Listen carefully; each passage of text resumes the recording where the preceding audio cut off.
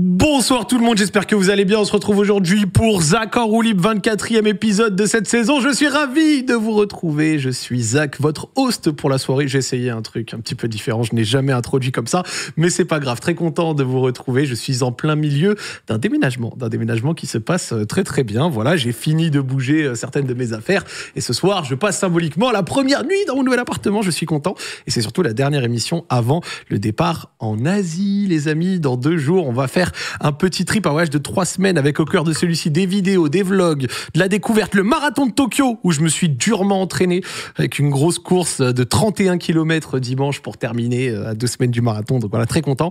Et 2 émissions Zach en roue libre aussi en direct de là-bas avec des invités exclusifs, dont un, quand vous allez voir qui c'est, vous allez vous dire waouh, ça fait plaisir d'entendre de ces nouvelles. Donc franchement, je suis très hypé de vous en parler. Ce sera peut-être pas un arc Japon, genre comme les autres, genre en mode ouah, Japon 3 et tout. C'est pas exactement ça. On a eu quand même une course, une performance sportive à faire, mais on a réussi à trouver des invités. Et comme d'habitude, les frérots de Ici Japon ont toujours leur plateau. Ils aiment bien me le prêter. J'aime bien leur demander surtout. Et donc, dédicace à eux, j'espère qu'ils gagneront la LFL. C'est le mec qui part en couille. Bref, je suis aujourd'hui avec un invité de longue date. Ça fait longtemps qu'on discutait de faire l'émission et on a enfin trouvé un timing en commun. Il était au café il y a 2 heures avec Yass encore, Joël et Pierre. Monsieur Papsan, comment vas-tu ? Ça va très très bien. Merci infiniment pour l'invitation. Bonjour à tous. La forme ? Ouais, super, super. T'es venu comme ça, petite chapka, petit ouais, non, et tout. Toujours voilà. J'aime bien cette petite marque. Ah, j'avoue, ça rend bien. T'as vu, ça rend pas mal, hein. T'es apprêté, ouais, tonton. Heureusement, j'ai mis de la crème sur mes coudes. Ça aurait pu être dramatique. Le petit, comme ça, petit objectif, petit appareil photo. Ça fait partie de moi. Donc, c'est important pour moi d'avoir mon appareil photo à côté au cas où... Tu sais que c'est rare les invités qui se posent et qui prennent un accessoire et qui le mettent à côté d'eux. Ouais, non, je sais pas, l'appareil photo pour moi c'est une partie de moi, je sais pas, je le prends tout le temps. Je sais que toi t'as 2 Insta, t'as un Insta officiel, ouais. Un Insta photo, ouais. T'as 3 chaînes YouTube, Ah oui, c'est vrai. Ouais, c'est vrai. T'as quand même beaucoup de choses, tonton. Ouais, c'est vrai. C'est parce que j'ai plein de passions. J'ai plein de passions et j'arrive pas à... Comment expliquer ? J'ai pas envie de tout mélanger en fait. Voilà, je sais qu'il y a des gens qui me suivent pour la Corée, d'autres pour le voyage, d'autres pour la photo. Donc j'essaye de séparer les choses pour que tout le monde puisse s'y retrouver facilement. Ça fait combien de temps que tu fais de la photo ? 4 ans à peu près, je pense. Un peu plus, non ? Bah, photo... Alors, 2025, tu faisais pas de photo déjà en 2020 ? En 2020 ? Bah, pas de ouf, hein. Ah ouais ? Ah si, en fait, si, t'as raison. Bah oui. En fait, si, ça fait 5 ans. Je sais que j'ai raison, j'ai fait mes recherches, c'est pas les mêmes temps. T'as raison. Ouais, non, si, t'as raison, 5 ans en fait. Non, mais le temps, il passe trop vite. Je me rends pas compte, ça passe trop vite. C'est quoi le modèle ? Juste par pur hasard. C'est un Leica M11. Voilà, Leica M11 et un Sumilux 35 mm 1.4 asphérique.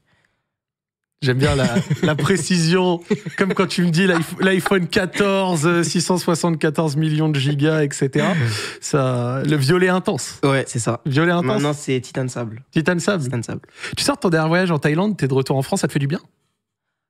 Est-ce que ça me fait du bien d'être de retour en France ? Pour être honnête, revoir mes proches, ça me fait du bien. Mais revenir en France, pas particulièrement. Il fait pas beau, il fait un peu froid, il fait gris. J'aime bien revenir en France l'été. Ça me fait toujours du bien en fait d'être en France l'été. Mais au mois de février, non, pas particulièrement. Est-ce que c'est pour toi l'occasion de collaborer, de revoir un peu d'autres créateurs de contenu, de voir des gens ? Ça, par contre, c'est génial. Parce que le fait de toujours être un peu en voyage, ça fait que y a un peu ce côté isolement. Ouais. Je suis un peu de mon côté avec le chat, la commu, etc. Mais avec les autres créateurs de contenu, bah, je les vois pas souvent. À moins que ce soit des créateurs de contenu qui fassent comme moi, mais c'est des Américains en général ou des Asiatiques. Mais ça fait du bien de voir des créateurs de contenu français. En plus, je vous connais depuis longtemps, mais on fait jamais de trucs ensemble. Donc là, c'est nickel. En plus, j'avais préparé une question. Toi qui viens encore en Asie, est-ce que ces passages en France te donnent pas envie de rester ici ? Bon, je crois que la première question, elle a... Franchement, elle a répondu très facilement, très clairement, non. Au contraire.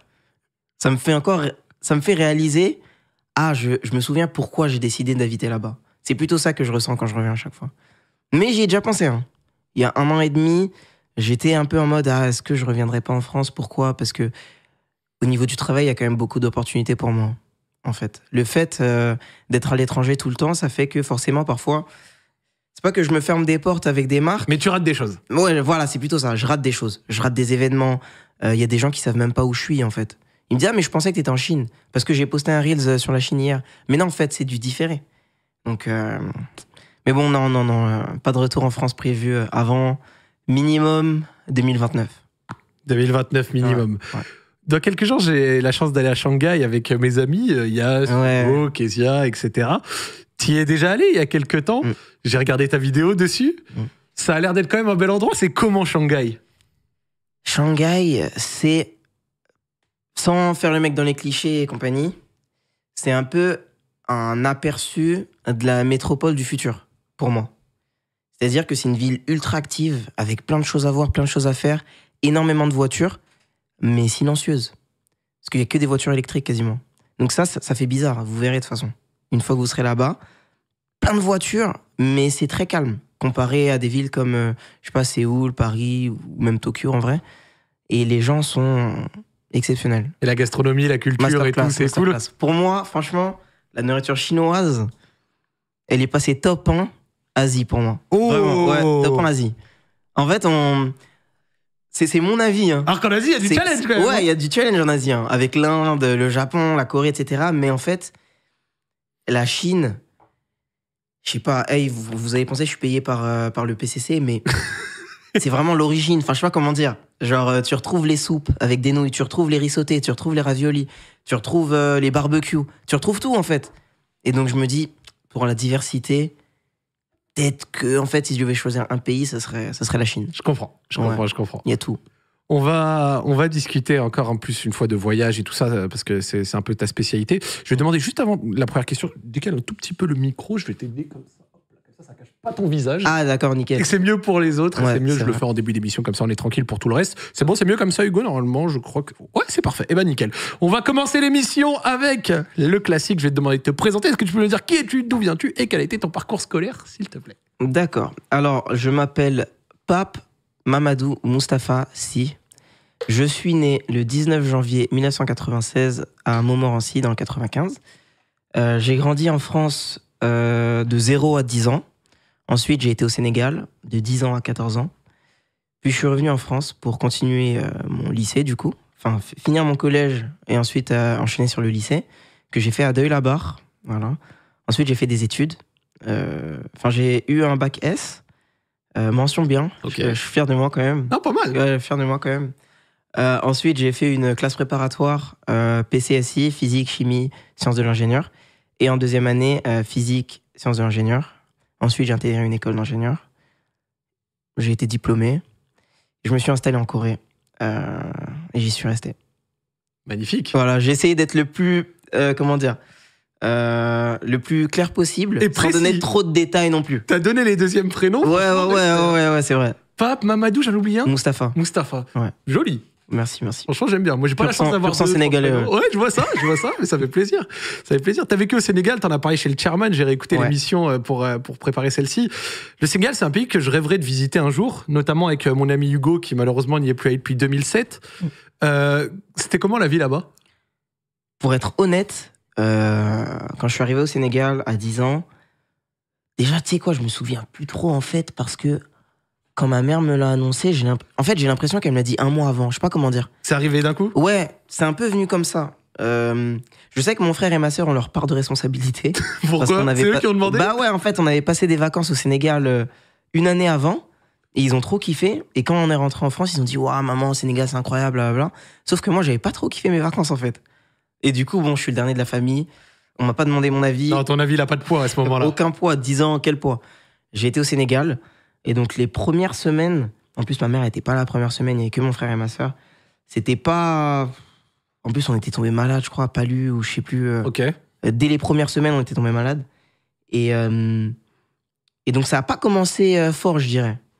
Mais, petit à petit, c'était devenu incroyable, en fait. C'est là-bas, j'ai l'impression que je suis devenu la personne que je suis aujourd'hui. Ok. Ouais. Ah, c'est intéressant. Ça a joué... je pense, c'était potentiellement un des arcs les plus importants de ma vie, dans mon développement personnel. Les 4 ans que j'ai passé au Sénégal. En plus, 10-14 ans, c'est un peu le début de l'adolescence. Voilà, c'est le moment exactement. où tu commences à, on va dire, constituer ta culture. Ouais. Tu grandis, tu découvres un peu des choses. En vrai, c'est des années importantes. Hein. Très importantes. Ça m'avait fait. Je me souviens que ça m'avait un peu marqué d'arriver au Sénégal et de voir à quel point on était privilégiés en fait. On est dans une super école, on avait un chauffeur, on avait du personnel à la maison, on était vraiment bien. Et en même temps, tu vois une extrême pauvreté et en même temps extrême richesse. Et on était au milieu, tu vois. Et donc, à un si jeune âge, j'ai l'impression que ça m'a fait mûrir plus vite. Et la chose également qui a beaucoup joué sur mon développement, c'est qu'en fait, ma sœur est partie 2 ans après, ou 1 an après, je crois, dès la fin de sa terminale. Puis mon frère, je crois qu'il est parti 3 ans après, il me semble. Donc en fait, il y a 1 an ou 2... T'étais seul tout. J'étais tout seul, en fait. Et j'avais jamais été seul. On est 6 dans ma famille. 6 frères et sœurs, tout le temps du monde à la maison, tu connais, hein. Tous les week-ends, ma mère, elle invite quelqu'un. S'il y a une tante, bam, on l'héberge. Toujours quelqu'un à la maison. Et là, on était seuls, il y avait que ma mère et moi. Et les maisons au Sénégal, elles sont grandes. Donc en fait, j'avais un étage que pour moi, et ma mère, elle était en bas, tu vois. Ah bon? Monsieur, un étage mais non, mais attends, pour moi, attends, ils vont penser que je suis fils d'ambassadeur. Non, mais c'est au Sénégal, tu vois, c'est au Sénégal. Ma mère, elle venait de faire construire une maison et tout. J'avais mon étage. Parce que normalement, il y avait la chambre de ma sœur, de mon frère et la mienne. Ils sont partis, donc j'avais un étage en fait. Et donc je me souviens, big salon, j'avais une Wii sur un côté avec une télé, où je me tuais à Smash, Star Wars, le pouvoir de la force. Ouais. Et de l'autre côté, il y avait mon PC. Et c'est là que je suis devenu, entre guillemets, un peu papsan, je sais pas comment expliquer. Ouais, je vois. J'ai découvert les animés, les jeux vidéo, Internet un peu. Et je passais beaucoup de temps seul, en fait. Et je pense que tout ce temps-là que j'ai passé seul, ça a façonné ma personnalité au point où ça doit peut-être même expliquer pourquoi je voyage seul aujourd'hui, tu vois. Parce que je me suis bien senti, en fait, dans ma solitude. Je sais pas comment expliquer. T'es bien avec ta seule présence. Ouais, je suis bien. Après, j'aime bien être avec les gens aussi, hein. J'adore même.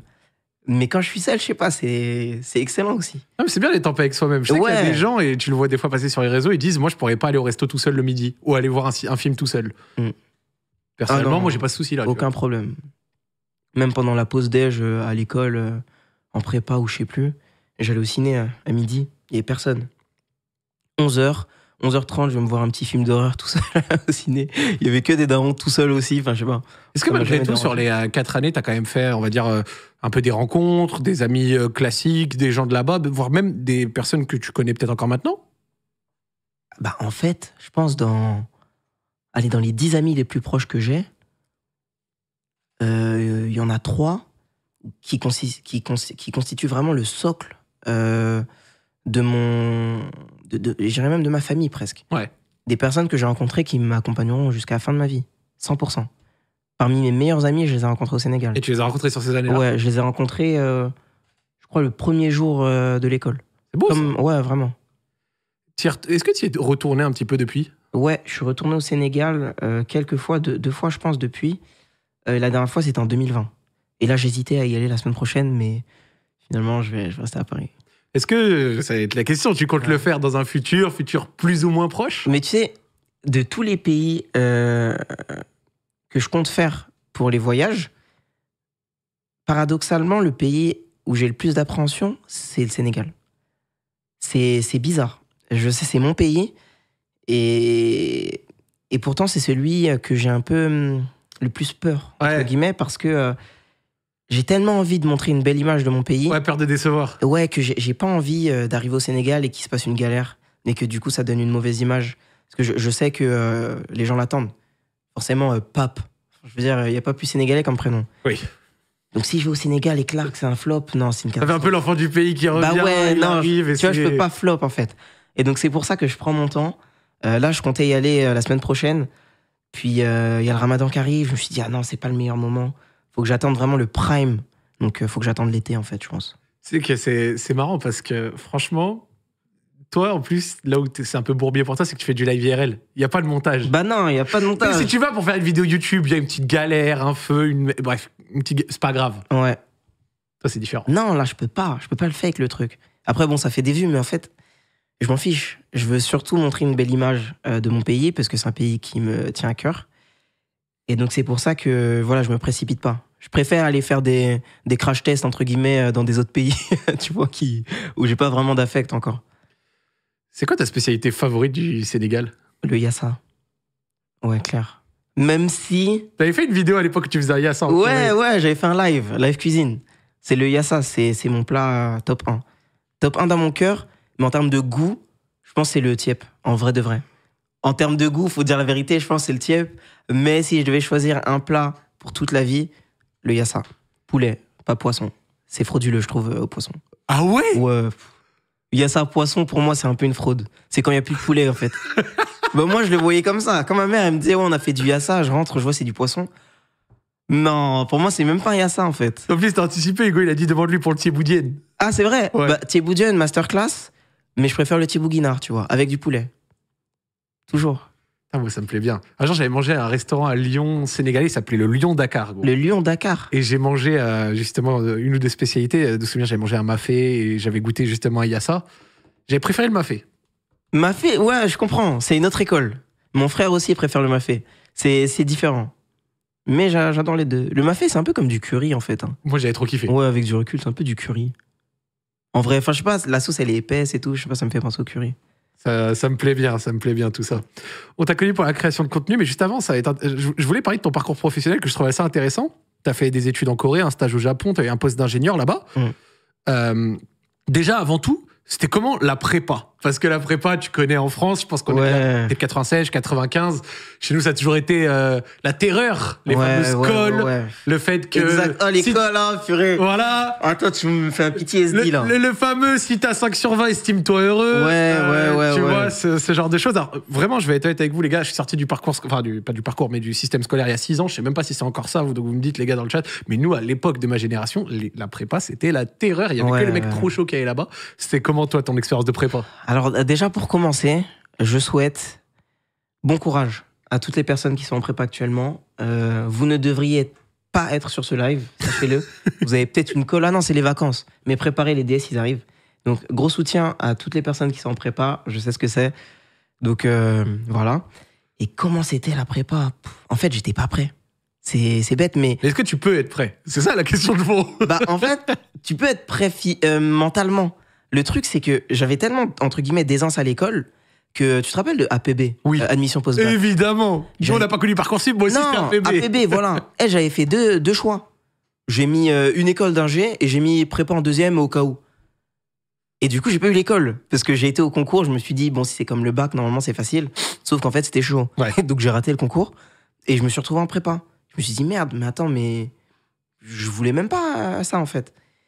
Et puis, j'ai passé mes vacances. Et je me souviens du premier jour de prépa. Oh non, quelle horreur. J'arrive et il nous balance 4 heures de maths, récurrence forte, premier chapitre. Ça m'a marqué. J'ai aucune idée de ce que c'est. Ouais, bah tu te rappelles de la récurrence au lycée? Oui, je me rappelle, oui. Ouais. Bref, là c'était la version boostée, récurrence forte, premier jour. J'avais rien compris. Premier jour. Hein. Je me dis, mais attends, normalement, les premiers jours, t'es là, tu t'écris ton nom sur un papier et tu le mets devant la table, tu vois, et tu fais rien, quoi. Ouais, c'est un peu la journée d'un thé. Bah ouais, bonjour, allez, on boit un café, on se commence à se connaître. Direct, 10 minutes de présentation, direct, on écrit. Je suis rentré chez moi, je me suis dit, dans quoi je me suis mis? Et en fait, les 2 années, elles sont passées très vite. Et je m'y suis habitué. Ça m'a fait prendre du recul sur la vie. Enfin, genre, c'est vraiment une expérience. Hein. C'est limite militaire, en fait. Ça m'a beaucoup aidé jusqu'à aujourd'hui. Je pense qu'il y a des choses que j'ai réussi à faire dans ma vie, c'est grâce à la prépa. Mais est-ce que j'aurais le courage d'en refaire une là? Non. Mais par contre, est-ce que je regrette? Absolument pas. Ouais, c'est ça. Moi, j'ai l'impression que tous les mecs qui ressortent de prépa en ayant réussi, ça vous a donné un espèce de bagage. Ça nous a boosté. En fait, ça nous a donné une armure anti-stress. Je sais pas comment expliquer. En fait, ils nous ont tellement tabassés avec des cols, des DS, genre tout le temps 4 heures de maths, après 4 heures de physique, après 2 heures de chimie. Ça s'arrêtait jamais, en fait. Et je sais pas, ça m'a forgé. Tu sais qu'ils sont d'accord avec toi dans le chat. Ah, ils sont d'accord? Ouais. Ah bah nickel, ça m'a forgé. Et c'est sans doute ce qui a fait aujourd'hui ma réussite dans ce que je fais. Ça m'a donné une rigueur et je regrette pas. Il y a quelqu'un du chat qui a dit récurrence forte, mode de raisonnement mathématique, on l'utilise généralement pour montrer qu'une proposition PN est vraie pour merci ChatGPT appartenant à N ou à une partie de N. C'est exactement ça. Merci. Parce que franchement, pour moi, j'étais perdu. J'ai fait ES, nous les maths, on a vite. Mais t'avais un peu de maths quand même. Ouais, un peu, ouais. J'ai eu 6 au bac. C'était comment le stage au Japon? Le stage au Japon, c'était un moment de vérité. C'est un moment de vérité pour moi parce que le Japon, ça a toujours été... Bon, je vais pas aller loin. Mon pseudo, c'est Papsan. Oui. Donc, j'ai créé ma chaîne YouTube en 2010. Tu sais quoi, mec? Je crois que ma chaîne YouTube, je l'ai créée il y a pile 8 ans. Ouais. À 2 ou 3 jours d'écart. Magnifique. Non, mais vraiment, je te jure. Je l'ai créée genre mi-février. Hugo, il vient de dire 2010. à 10 jours près, c'était le 8 février. Ouais, tu vois. Bah, tu vois, j'en étais presque sûr. Ça fait 8 ans que je suis sur Internet aujourd'hui. Merci de célébrer ça aujourd'hui avec toi. Je suis trop fier, vraiment. Merci. Et ouais, le Japon, bah, ça a toujours été mon goal ultime. Donc, j'ai fait la Corée au début, puis après, j'ai eu l'opportunité de faire un stage. Et je me suis rendu compte que même si j'adore ce pays, c'est les vacances pour moi. Il faut que ça reste pour les vacances, le Japon. C'est pas un pays dans lequel je me sens de vivre. Ouais. C'est peut-être un peu trop strict. Il y a un peu trop de... En tout cas, à Tokyo. Il y a trop de limites, trop de barrières. Je sais pas comment expliquer. Pourquoi je me c'est limite sentais pas... et des barrières que tu trouves pas à Séoul? Bah ouais. Pardon? Mais pourquoi c'est limite que tu trouves pas à Séoul? Bah parce qu'à Séoul, en fait, la culture coréenne fait que c'est un peu plus flexible. Ok. Un peu plus flexible, un peu plus à la va-vite, un peu plus... je vais pas dire humain, mais naturel. C'est intéressant ce que tu dis, parce que s'il y a bien un mot pour lequel on connaît pas forcément les Coréens, c'est flexible. Ah ouais, tu penses? Bah, en général, après c'est aussi comment on nous le Ouais. dépeint, il y a aussi des nuances dans une société. C'est les enfants qui travaillent au cours du soir Oui, jusqu'à 23 oui, heures. oui, C'est les t'as gens raison. qui dorment au taf. C'est tu vois, c'est Ouais, une c'est culture vrai. très stricte. Tu fais ci, tu fais ça. En général, on a l'impression d'extérieur. Non, mais Encore une fois, je vois très bien ce que généralise tu veux dire. C'est un peu rigide, tu vois. Donc en fait, avoir toi qui a vécu là-bas, donc du coup, je Ouais. trouve que c'est plus proche de la vérité, qui nous dit que c'est flexible, c'est intéressant. En fait, si on devait faire une métaphore, les attentes sur la population dans les deux pays, elles sont incommensurables, tu vois. Et elles sont presque inhumaines, à mon sens. Donc, tu vois les jeux pour enfants, là, où il y a des formes. Oui. Par exemple, un truc avec une étoile. Ouais, tu rentres l'étoile. Bah, au Japon, il y a une forme d'étoile et tu dois être une étoile pour rentrer dedans. Et en Corée, j'ai l'impression que, bon, même si t'es pas trop une étoile, c'est pas grave, mais ils vont te pousser, tu vois. Ouais. Tu vas quand même rentrer dedans. Et ben moi, c'est un peu ça que je ressens en Corée. D'accord, je comprends. Tant que tu rentres dans la case, c'est bon. Même si t'es pas exactement comme ils l'attendent, en tout cas en tant qu'étranger, dans mon sens, je me sens mieux là-bas, tu vois. C'est plus flexible, c'est plus tranquille. Il y a moins de règles. Après, c'est pas non plus la Chine. Hein. Ouais. Ouais, la Chine, c'est un autre délire. Ok. La Chine- En fait, il y a la Chine, la Corée et le Japon. La Corée, c'est au milieu, Ok. tu vois. Et c'est ce qui me convient le plus. C'était quoi le poste que tu as occupé en sortie d'études? En quoi ça consistait? Ingénieur? Ouais. T'as pris ce poste en Corée, tout? C'était comment? En fait, j'avais 2 postes. Le premier poste que j'ai occupé 3 semaines, c'était un poste d'ingénieur d'affaires. Parce que c'est ce que je pensais vouloir faire. Donc un truc un peu plus commercial, un peu moins technique. Ok. Et au bout de 3 semaines, je me suis rendu compte qu'il n'y avait plus du tout de technique. Je me suis dit, mais attends, j'ai fait 5 ans d'études, je sais coder et tout, et je code rien. J'ai peur de perdre ça. Donc j'ai été voir le patron et je lui ai dit, ah, finalement, est-ce que je peux pas me mettre en IT? Ok. Et donc là, j'ai switché en poste de data engineer, donc ingénieur données. C'était quoi la société? Ah, j'ai jamais dit. Et en fait, je l'ai jamais dit. Pourquoi? Parce que j'ai peur qu'ils reçoivent trop de demandes de candidature. Ok. Parce que je Genre, connais... sans dire le nom de la société, c'était. Ouais, en gros, c'était dans quel domaine? C'était dans le domaine du luxe. C'est l'entreprise, en gros, qui représente le groupe LVMH en Asie. Ok. Voilà. Je veux pas trop en dire plus. Ouais, Dans le c'est- duty free. Je travaillais dans ça. Ok. Donc voilà. Et ça consistait en quoi une fois que t'étais passé dans l'IT? Tu faisais Ouais. du. C'était du code. En vrai, beaucoup de Python, de SQL. Je m'occupais en fait de, entre guillemets, de récolter des données, de les préparer, de les rendre intelligibles, facilement analysables aux data analystes qui seront derrière dans la chaîne, quoi. Ça payait combien un poste comme ça en Corée du Sud à ce moment-là? À ce moment-là, j'étais payé 3000 euros net. C'est pas mal. Ouais, c'était 4 millions de won par mois. Donc j'étais content. Attends, je sortais d'école d'ingé. En plus, la vie est moins chère là-bas. Ouais, c'est ce que j'allais dire. Donc en plus, j'avais YouTube à côté. C'est vrai. Ça te faisait un Ah petit- non, j'étais quand même très content. Donc mon plan, c'était de travailler 3 ans et de quitter pour entreprendre et pour faire ce que j'aime vraiment. Et tu vois, quand je dis ce que j'aime vraiment, ça, c'est grâce à la prépa. Parce que je me souviens, la 2e année de prépa, qui était la plus difficile pour moi, j'étais là posé en train de gratter des lignes de maths toute la journée. Je me disais, ah mais pape, quand tu sors, fais un truc que t'aimes vraiment. Le temps, il est trop précieux en fait. Ouais. Et tu vois, je me rendais pas compte au lycée. Je me rendais pas compte de l'importance du temps. Mais la prépa, ça m'a fait réaliser à quel point le temps qu'on a, c'est la plus grande des valeurs. Et donc, on doit l'utiliser à bon escient. Et donc, c'est pour ça que je me dis, bon, dès que je finis ma prépa, je crée une chaîne YouTube, je fais un truc qui m'inspire. Donc, je regardais Ichiban Japan. C'est lui qui m'a montré la voie. L'immense. Ouais, l'immense, le GOAT. Dédicace à lui, vraiment. Quel grosse frère. dédicace. Quel frère. Antoine de Maximi, Ichiban Japan. Pour moi, ils ont façonné le monde du voyage sur YouTube avec Laurent Cassia. L'immense Laurent Cassia. Oui. Il faut le dire, les trois. Pour moi, c'est les vidéos de Laurent Cassia en Corée, moi j'ai. Ah ouais, non, il nous a montré la voie en fait du vlog. Il nous a montré que c'était possible. Parce que c'est pas des profils qui viennent de familles riches et compagnie. Non, c'est des mecs normaux qui ont pris leur caméra et qui nous ont montré qu'on pouvait voyager quoi. Et moi ça m'a fait. Je me suis dit putain, je vais faire pareil. Et j'ai fait pareil. Et je tiens à le dire un petit peu parce que j'ai eu l'occasion de le voir 2 fois les 2 années où je suis allé au Japon. Les 2 autres, je les connais un peu moins, donc je peux moins témoigner. Mais Ichiban Japan, un vrai gars. C'est le... Genre, même hors caméra et tout ça, trop sympa, prêt à aider, compagnie agréable. Ouais. Et en plus, ces vidéos, le Japon et il te met un mois, genre février, janvier. Masterclass. Incroyable. Vraiment. Voilà, dédicace à lui. Donc en fait, voilà un peu la backstory, pourquoi j'ai commencé Internet, comment ça s'est fait. Bon, il y a plein d'autres trucs, mais... Et pour revenir sur le travail, voilà, c'était un travail classique, 40 heures par semaine. C'est 40 heures quand même Ouais, c'est plus. Ah oui, 40 heures et 15 jours de vacances par an. C'est pas comme ici. Donc, c'était dur un peu. Est-ce qu'il y avait cette culture du je pars pas tant que le patron est pas parti? Bah oui, pour les Coréens. Mais j'en avais entendu parler. Ouais, ça. Pour les Coréens, mais je suis pas coréen. Donc, ça s'appliquait pas sur moi. Ah ouais? Non. Donc genre, toi, par exemple, le taf finissait à 18h00, tu partais à 18h00. Ah ouais, clair, aucune pitié. Par contre, t'avais des collègues qui partaient à 21h, alors que de 18 à 21h, ils faisaient rien. Aucune pitié. Alors moi, vraiment...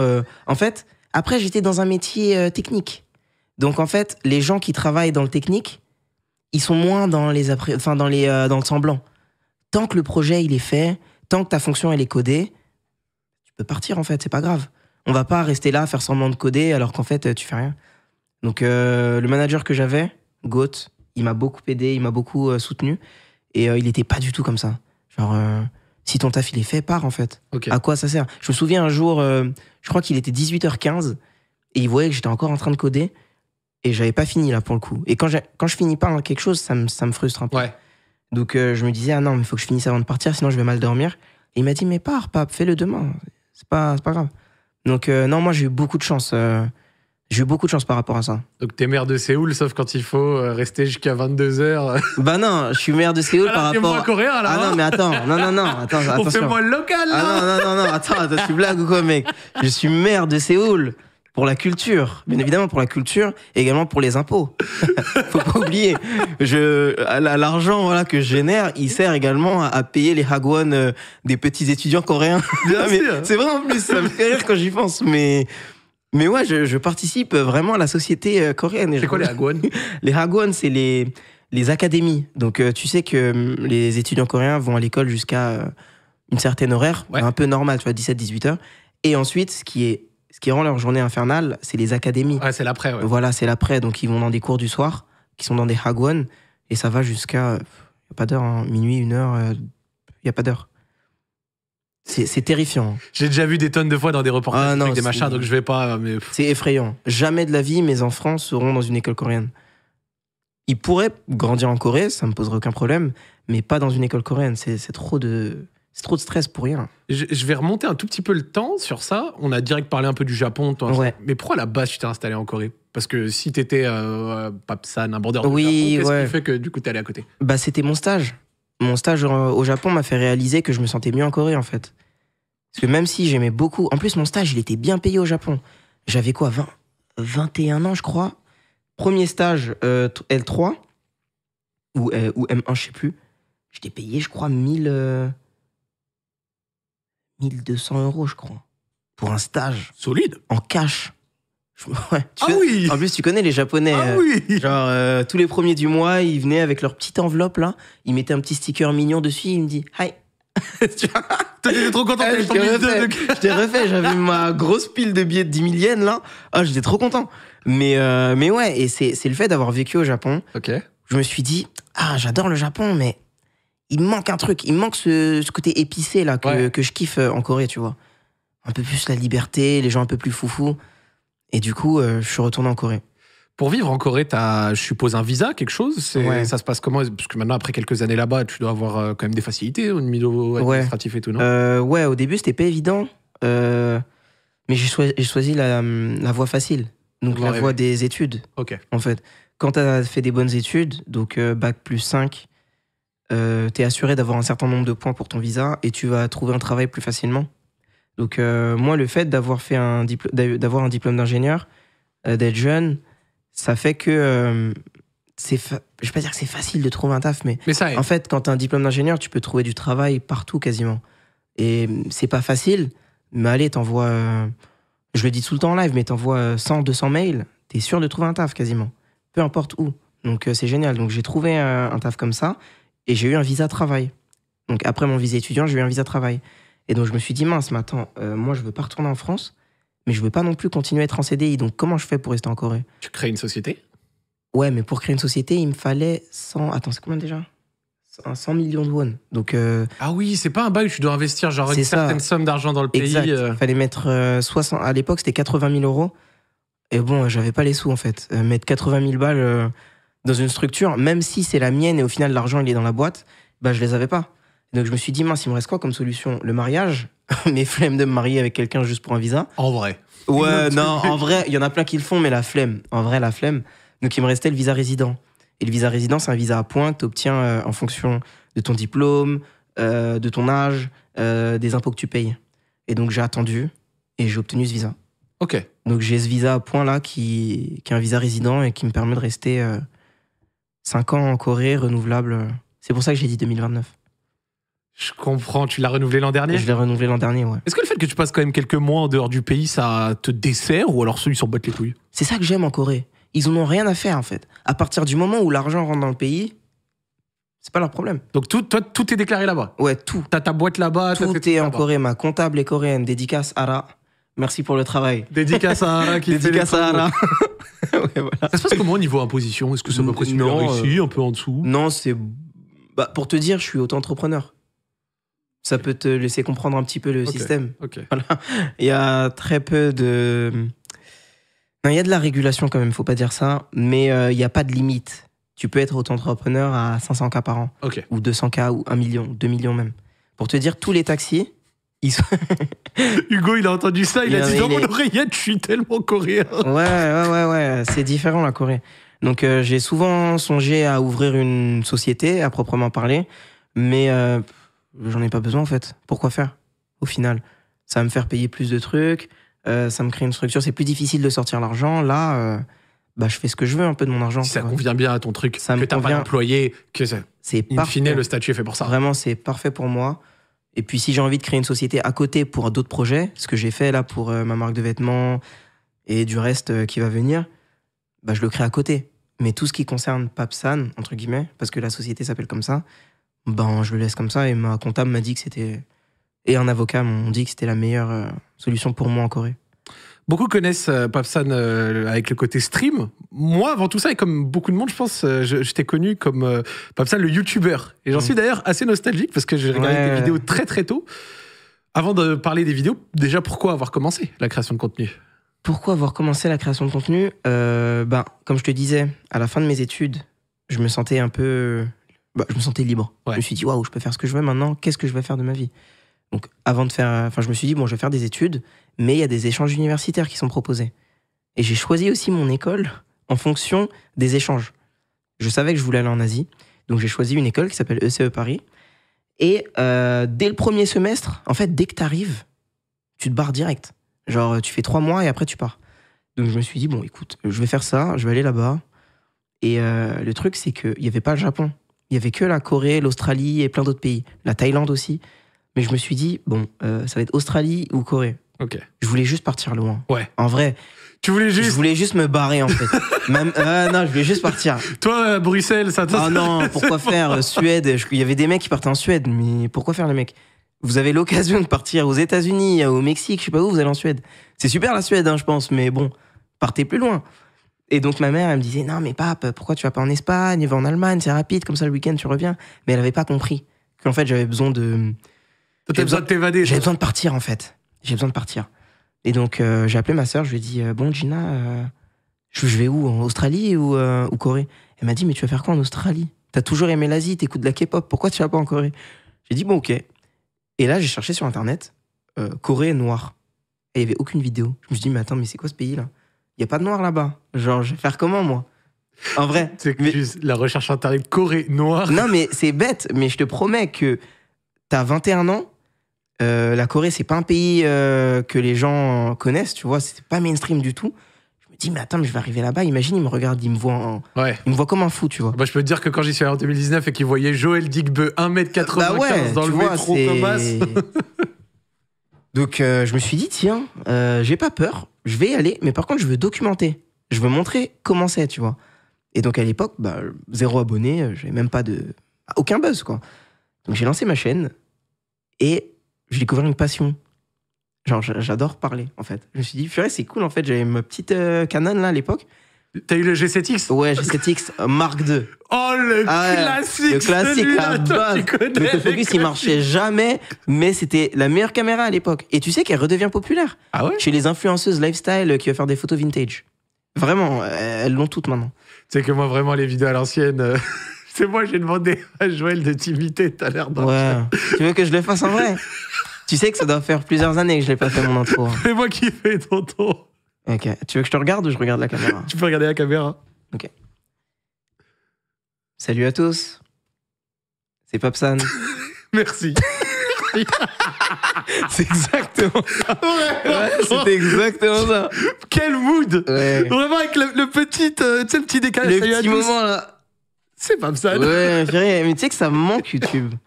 Ça me manque le côté plus lent du processus de création. Parce que le stream, t'allumes ton tel, boum, t'es direct en live. Et c'est exceptionnel. Mais le côté un peu plus lent de YouTube, ça me manque. Me réveiller le matin, lire les commentaires, je sais pas. Je sens que tôt ou tard, je vais reprendre ce côté que j'avais de faire des documentaires sur la société coréenne. C'était trop intéressant. Ça me passionne. Mais là, dis-toi, je viens de regarder un documentaire avant-hier grâce à ma copine sur Arte qui s'appelle Le combat de Pyo Yerim. C'est un documentaire sur le harcèlement scolaire en Corée. Ok. Masterclass. Exceptionnel, je te le recommande. Il dure 40 minutes. Regarde-le dans l'avion après-demain. Et je me suis dit, purée, mais c'est vrai que j'ai toujours eu cet amour, en fait, pour les images, tu vois. Que ce soit la photo, la vidéo et tout. Et je pense, moi, je me vois bien dans la trentaine, 35 ans, faire des documentaires, des reportages. Des longs formats. Ah ouais, j'aime trop ça. Putain, tu sais qu'on commence à avoir tellement 30 ans, je suis pareil que toi. Tu vois, c'est ça, en fait. On aime les trucs plus lents, peut-être. Je sais pas, c'est l'âge, en fait. Je sais pas. Je comprends, parce que franchement, c'est ce que j'ai noté, et je pense que beaucoup de personnes qui te suivent et qui connaissaient ces vidéos ont vu ou ont reconnu certains de ces sujets, mais t'as parlé de la vie des personnes noires en Corée, des musulmans, de la réalité du point de vue des Coréens sur des sujets, des personnes âgées, du Covid, des modèles. Wow! Ouais, j'ai couvert quand même beaucoup de choses. Pas mal de trucs. Ouais. J'avais même parlé un peu de politique à un moment pendant les élections. Après, j'ai fait des sujets un peu plus où j'avais peur que ma mère elle voie la vidéo. mais au final, c'est bien passé. Ah ouais, j'ai fait aussi sur. Ah putain. Ah désolé. Hugo, il a dit, il y a une vidéo super importante. Ouais, je m'attendais pas là. T'es un chien, Hugo. Ah, c'est un gamin. T'es un chien, Hugo. Hugo, pourquoi tu fais ça? Mais en vrai, cette vidéo masterclass. Hein. En vrai, masterclass. Vraiment, je pense que c'est une des vidéos les plus marrantes que j'ai postées sur ma chaîne. Enfin. Tu sais que dédicace, parce que vraiment, cette vidéo me sert de support pour rappeler que la calvitie au coin ici là, est 10 fois pire que celle-là. Hein. Bah, elle est difficile. Ah bah gros, ta airline. Regarde la airline, comment elle est loin de malade. Bah, vraiment, marée basse. Comme la mer avant les tsunamis. Oui, non mais... Non mais quand même, caissier qui saute du caissier là, mais bon. On va rien dire, hein. On va rien dire. Non mais tu sais quoi, c'est karma, parce que tout à l'heure je me suis moqué de Dias. Ah, j'accepte. Donc, parce que chacun son tour en vrai. C'est moi-même, j'ai une immense calvasse et on le sait. Heureusement qu'on a de la barbe. Hein. Je m'en cache pas, c'est bon, y a pas de souci. Non. En vrai, parmi les sujets que t'as traités, ça a été lequel le plus étonnant selon toi? Parce que j'en ai cité quand même beaucoup là. Le plus étonnant? Ouais. Vraiment, au début, tu n'avais pas trop d'attentes, et puis après, en faisant tes recherches, en parlant avec des gens... Ah, franchement, moi, c'était celui sur la viande de chien. On t'écoute. Ah ouais, non mais ça, tu vois, quand je le dis comme ça sonne limite comme un gros mot en France, tu vois. Ouais, mais on t'écoute. La culture est tellement différente. Mais en fait, quand tu comprends l'histoire autour de la consommation de viande de chien, qui est aujourd'hui en Corée quelque chose de très rare, je tiens à le préciser, et ben t'es un peu plus compréhensif. Ok. Et c'est quoi un petit peu En ça fait, m'intéresse. pour tout te dire, au début, comme tout le monde, j'étais interloqué. Je me suis dit, mais attends, mais comment on peut manger du chien? C'est un truc de fou. Mais après, le fait que je voyage et tout, je me rends compte que en fait, c'est juste quelque chose, c'est juste un point de vue en fait qui diffère. Tu vois, on mange du bœuf en Inde, ils vont nous voir comme des fous. Et bref, en Corée, après avoir fait des interviews, les Coréens m'expliquaient qu'en fait, la viande de chien, ça a commencé à être consommé durant la colonisation japonaise, où en fait les soldats japonais imposaient aux Coréens de dépecer des chiens pour leur faire des vestes, de la fourrure, parce qu'il fait très froid en Corée, surtout l'hiver. Et du coup, il restait des chiens à moitié morts sur le côté. Ah, dépecer, ouais. C'était la famine, et donc ils ont commencé à en faire des soupes. Tu vois? Mais en fait, c'est vraiment lié à l'histoire, c'est lié à la guerre, c'est lié à quelque chose de très fort. Ouais. Et puis aussi, ça m'a surtout fait savoir qu'en France, il y avait un énorme marché aux chiens, en fait. Genre au début des années 1900. Et donc, c'était à la même époque. C'est juste qu'aujourd'hui, en France, c'est plus du tout quelque chose qui se fait. Alors que là-bas, c'est rentré, c'était rentré en partie dans la culture. Voilà, mais c'est surtout des personnes âgées, en fait, qui consomment de la viande de chien. C'est exactement cette soupe. Ça s'appelle le boshintang ou le sacholtang. C'est une soupe qui veut dire soupe des 4 saisons. Donc en fait, c'est très... tu sais, les personnes âgées en Corée, enfin en Asie de manière générale, c'est bon pour la stamina, ça booste la libido, blablabla. Ouais. Bon, tu connais l'histoire. Il te sort 72 passifs. Exactement, tu connais l'histoire. Mais en Corée, c'est quelque chose qui tend à disparaître. Et je pense que dans... Allez, je dis ça à la louche comme ça, mais dans 10 ans, impossible. On entend de moins en moins plus jamais. Donc c'était important pour moi de couvrir des sujets... En fait, j'aime bien couvrir des sujets tabous parce que ça permet de se rendre compte que parfois, les sujets tabous, ils ont pas lieu d'être tabou. C'est juste un manque de compréhension ou de la fermeture d'esprit. Pareil, sur l'aspect là que tu as dit, colonisation, ce qui donne en fait, le fait que le chien est rentré de cette manière dans la gastronomie et tout. Tu peux pas savoir. Ouais. Alors que tu vas dire ça à quelqu'un aujourd'hui, ils vont dire mais c'est des sauvages. Mais en fait, c'est parce que l'histoire est super triste. Mais bon. Et puis encore une fois, aujourd'hui, c'est pas du tout quelque chose de commun. Tu peux pas aller en Corée du Sud et manger du chien sans faire exprès. C'est impossible. T'as goûté ou pas? Non, j'ai pas goûté. Pour la culture? Non, en vrai, j'ai pas goûté. J'ai pas goûté pour des raisons qui peuvent te sembler évidentes entre nous. On va dire que trouver du chien halal, oui, ça devait... Avec tout le respect, ça devait être pas facile. Ouais. On a... petite question. Est-ce que en tant que créateur de contenu, t'as ressenti la vibe un peu qu'en 2022, quand les voyages ont été à nouveau possibles et que la Corée a levé un peu ses restrictions et que tous les créateurs de contenu se sont rués en Corée, est-ce que tu penses t'en as bénéficié un peu avec l'image du maire de Séoul, entre guillemets? Ah bah complètement. Moi, c'était un coup de chance. J'avais pas prévu, entre guillemets, que la Corée explose. Mais je me souviens que dans certaines de mes vidéos, je devenais fou. Je passais des journées incroyables à Séoul et je me dis, mais comment ça se fait que personne parle de cette ville sur Internet? C'est sous-coté, ça va péter. Et je me souviens qu'il y a une de mes vidéos qui s'appelle Séoul, c'est sous-coté. Je sais pas, j'ai sorti en 2017. Je me dis, non, mais c'est pas possible qu'il y ait un pays aussi dingue dont personne ne parle. Et tu sais, aujourd'hui, je ressens la même chose avec quel pays? La Chine, mec. La Chine, c'est un joyau, ce pays. Et tu vas voir. Là, tu y vas. Bref, le monde n'est pas prêt, je pense, pour le déferlement qui arrive avec la Chine. C'est un pays, mais il y a tellement de choses à découvrir. Je pense sur Twitter, beaucoup ont vu passer les photos. Il y avait... Une ville, Chongqing, non? Non, c'est même pas la ville, c'était une tweetos qui a fait un voyage là-bas. Et genre, je voyais ces photos de Chine revenir très souvent dans mon feed, tous les X du mois, et je les trouvais exceptionnelles. Ah non, mais niveau paysage, c'est... Et encore, j'ai rien vu, quoi. J'ai vu que 2 villes. Le pays, il est immense.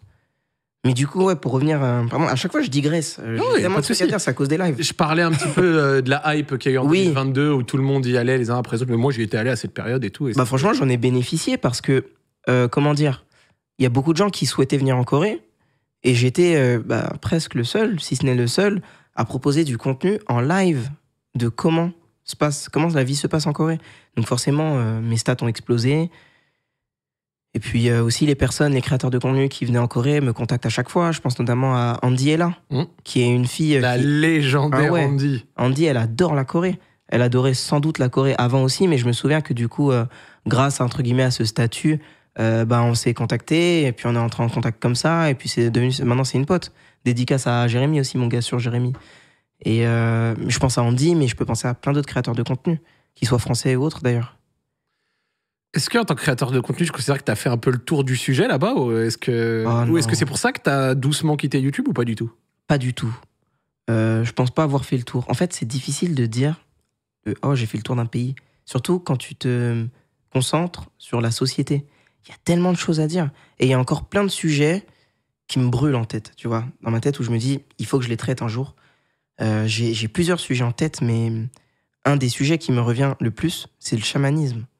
Ah ouais? Mais le chamanisme, ça régit la Corée, tu vois. Genre les pratiques, les rites chamans, c'est jusque dans le gouvernement. Putain, j'avais vu la vidéo de Tev, je crois, sur les sectes en Corée, elle était... Ah ouais, sur les sectes en Corée, au Japon, dans plein de pays. Sauf que c'est un sujet tellement tabou que personne n'ose trop s'y aventurer. Alors que c'est ultra intéressant. Et il y a plein de films coréens qui traitent ce sujet-là. Et moi, ça me fascine. Donc j'adorerais faire un documentaire sur le chamanisme. Il y a aussi d'autres sujets qui me passionnent et que j'aimerais traiter. Mais non, je pense pas avoir fait le tour de la culture en Corée. C'est tellement... Enfin, c'est un pays qui a une histoire millénaire. Je veux dire... Encore beaucoup de choses à dire. J'aurais jamais fait le tour, en fait. On a entendu parler récemment, l'actualité là-bas vis-à-vis du président, je pense, on s'en rappelle quelques semaines, quelques mois, du taux de natalité aussi en chute libre. Je crois que ça avait atteint 0,74 enfants par famille. Catastrophe. C'est comment un peu l'ambiance là-bas actuellement? J'ai l'impression que c'est pas c'est la tendu, joie, c'est tendu, ouais. Vu de dehors. C'est tendu, surtout d'un point de vue politique. En fait, en ce moment, la population coréenne est divisée en deux. Pas forcément de manière égale, Ouais, bien sûr. mais il y a deux pensées, en fait. T'as la pensée qui était pour le président Yoon Suk-yeol, celui qui a fait tentative de coup d'État, et t'as l'autre partie qui prône la liberté, la démocratie, etc. Sauf qu'en fait, ça crée beaucoup de conflits, parce que y a les gens qui défendent le président qui a tenté le coup d'État disent qu'en fait, s'il a voulu faire ce coup d'État, il n'a pas eu le choix, un truc comme ça. C'est parce qu'en fait, il y a trop d'espions nord-coréens et chinois sur le territoire sud-coréen, et que c'est obligé en fait de procéder comme ça, sinon la Corée court à sa perte. Et donc en ce moment, il y a des manifs tout le temps en Corée, genre déjà qu'il y a des manifs tout le temps là-bas, mais là en ce moment c'est fou. Ils ont envoyé je sais plus combien, plusieurs centaines je crois de policiers pour aller débusquer l'ancien président, pour aller le mettre en prison et tout. Et c'est délirant ce qui se passe en ce moment en Corée. Vraiment. Moi j'aime pas trop, tu vois, me préoccuper, enfin pas me préoccuper parce que j'y pense, mais me rapprocher trop de ce qui se passe niveau politique, parce que c'est jamais bon en soi. Il n'y a rien à y gagner. Juste d'un point de vue personnel, ça m'intéresse, donc je m'y intéresse. Mais j'en parle pas plus que ça, en fait.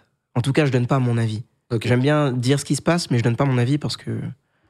Bah attends, ma position de maire est en péril, sinon je fais comment là? Ouais, je suis d'accord. Bah ouais, attends. L'ambassadeur de France, il va me regarder bizarre. Est-ce que tu parles suffisamment bien coréen pour, par exemple, genre... pouvoir quand même te préoccuper des sujets de société, on va dire? En toute honnêteté, non. Ah non. Le coréen, c'est une langue très difficile, avec beaucoup de strates. C'est un iceberg, cette langue. Ouais, je trouve ça vraiment difficile, le coréen. Il y a beaucoup de tons. En fait, c'est très facile au début. Lire et écrire, tu l'apprends en 3 heures. Si t'es intelligent, et en 3 jours si t'es idiot. C'est pas moi qui le dis. C'est le roi. C'est le roi qui a mis en place cet alphabet qui le dit. Hein. Il a dit ça littéralement. Ah ouais, c'est 3 heures pour les gens intelligents, 3 jours pour les idiots. Faites le test, les gars, vous savez dans quel... Ouais, voilà, comme ça, vous connaissez un peu vos compétences intellectuelles. Mais très facile, l'alphabet coréen. Vraiment trop facile. C'est facile de commander au resto, c'est facile de faire tout ça. Mais par contre, quand tu veux commencer à lire le journal, ou à, je sais pas, même aller à l'immigration et commencer à parler vraiment de trucs un peu plus compliqués, là, j'ai un peu de mal. Okay. Mais pour la vie de tous les jours, j'ai pas de souci. Est-ce que du coup, tu comptes t'y remettre au final? Au coréen YouTube aussi. Ah, YouTube. Ouais, YouTube. Oui, tôt ou tard. YouTube, je sais que tôt ou tard, je vais reprendre. Là, en ce moment, je suis dans mon arc live, mais je sens qu'un jour, l'arc documentaire, reportage va reprendre. Je sais pas quand, je peux pas te dire, parce que j'aime trop stream. Oui. mais tôt ou tard, ça viendra. Un créneau, du coup, tu me fais la transition parfaite, sur lequel beaucoup de gens t'ont découvert, c'est les live IRL. Alors, en fait, c'est intéressant, tu disais que tu faisais déjà des lives chez toi, mais que t'as remarqué que les gens étaient bien plus friands des lives IRL, genre t'avais 2 fois plus de gens quand tu faisais ça dehors. Comment ça se fait? C'est comment que t'as vu ça? Je sais pas, mec. Je streamais chez moi, je faisais des reacts que je finissais jamais, et je parlais, tu vois. Pratique. Ouais, je finissais jamais mes reacts. Je regarde, en vrai, quand je lance un react, je regarde 10 secondes, et on parle 30 minutes. Après, je mets 10 secondes, et on parle 30 minutes. Après, ah bon, les mecs, il est tard, je vais dormir. Donc au final, on finit jamais. Et puis un jour, je sais pas, je me suis dit, les gars, venez, on teste dehors. Je savais même pas que c'était un truc, le live dehors, tu vois. Je me suis dit, mais attends, il y a des applis pour stream dehors. Pourquoi je stream pas dehors? Donc j'ai été dehors. Et j'ai vu, waouh, 1000 viewers, c'est quoi ce délire? J'avais 500, pourquoi j'ai 1000 d'un coup, là? 1000, 1200 et tout. Donc j'ai commencé à streamer à Séoul, après à Busan, après à Daegu, aller dans plein de villes différentes en Corée. Et en fait, j'ai créé un truc où la commu, au final, m'attendait plus sur les streams dehors qu'à la maison. Et donc, le jour où j'ai quitté mon travail, je me suis dit, bon, les gars, là, je suis invité à la TwitchCon Amsterdam. Je vais tester de faire des streams en Europe. Et pour moi, c'était un gros défi parce que je me suis dit... Est-ce que les gens ils vont me suivre hors de Corée? Bah ouais, est-ce qu'ils me suivent pour la Corée ou est-ce qu'ils me suivent pour moi, tu vois? Et enfin, je te jure, je savais pas, sans faire le mec, je savais pas, je pensais qu'ils me suivaient pour la Corée. Et là, j'arrive à Amsterdam, j'ai 12K, je crois. Attends, mais je suis à Amsterdam. On connaît rien de ce pays. Genre, comment ça se fait que j'ai autant de viewers? Et là, en fait, je me suis rendu compte que si les gens me suivent, c'est pas pour nécessairement le pays dans lequel je suis, mais c'est pour les interactions que j'ai avec les gens. C'est ça qu'ils aiment, en fait, le côté un peu aventure, interagir avec des inconnus, faire des photos. Et je me suis dit, waouh, attends, mais la méta est ouf, là. Je peux aller n'importe où sur Terre et les gens vont regarder. Et ça a continué. À quel moment tu t'es dit que tu avais créé des arcs de voyage? Parce que j'ai vu que tu as envoyé un tour en Europe, puis plus tard un tour en Asie. Ça s'est passé comment? Comment ça s'est passé? C'est Amsterdam, en fait, qui a déclenché ça. Je me souviens, j'avais fait 3 ou 4 streams à Amsterdam. Et là, je sais plus pourquoi. Je me suis dit, mais attends, mais pourquoi je ferais pas un tour d'Europe? Genre, qu'est-ce qui m'empêche, là? J'ai plus de taf. J'ai du temps. J'ai du temps. Genre, qu'est-ce qui m'empêche de faire ça? Donc, je me suis dit, bon, les gars, si on atteint 1000 subs, je fais un tour d'Europe. Et du coup, on a atteint les 1000 subs ou 2000, je sais plus, c'était combien. Et là, je me suis dit, bon, allez, let's go.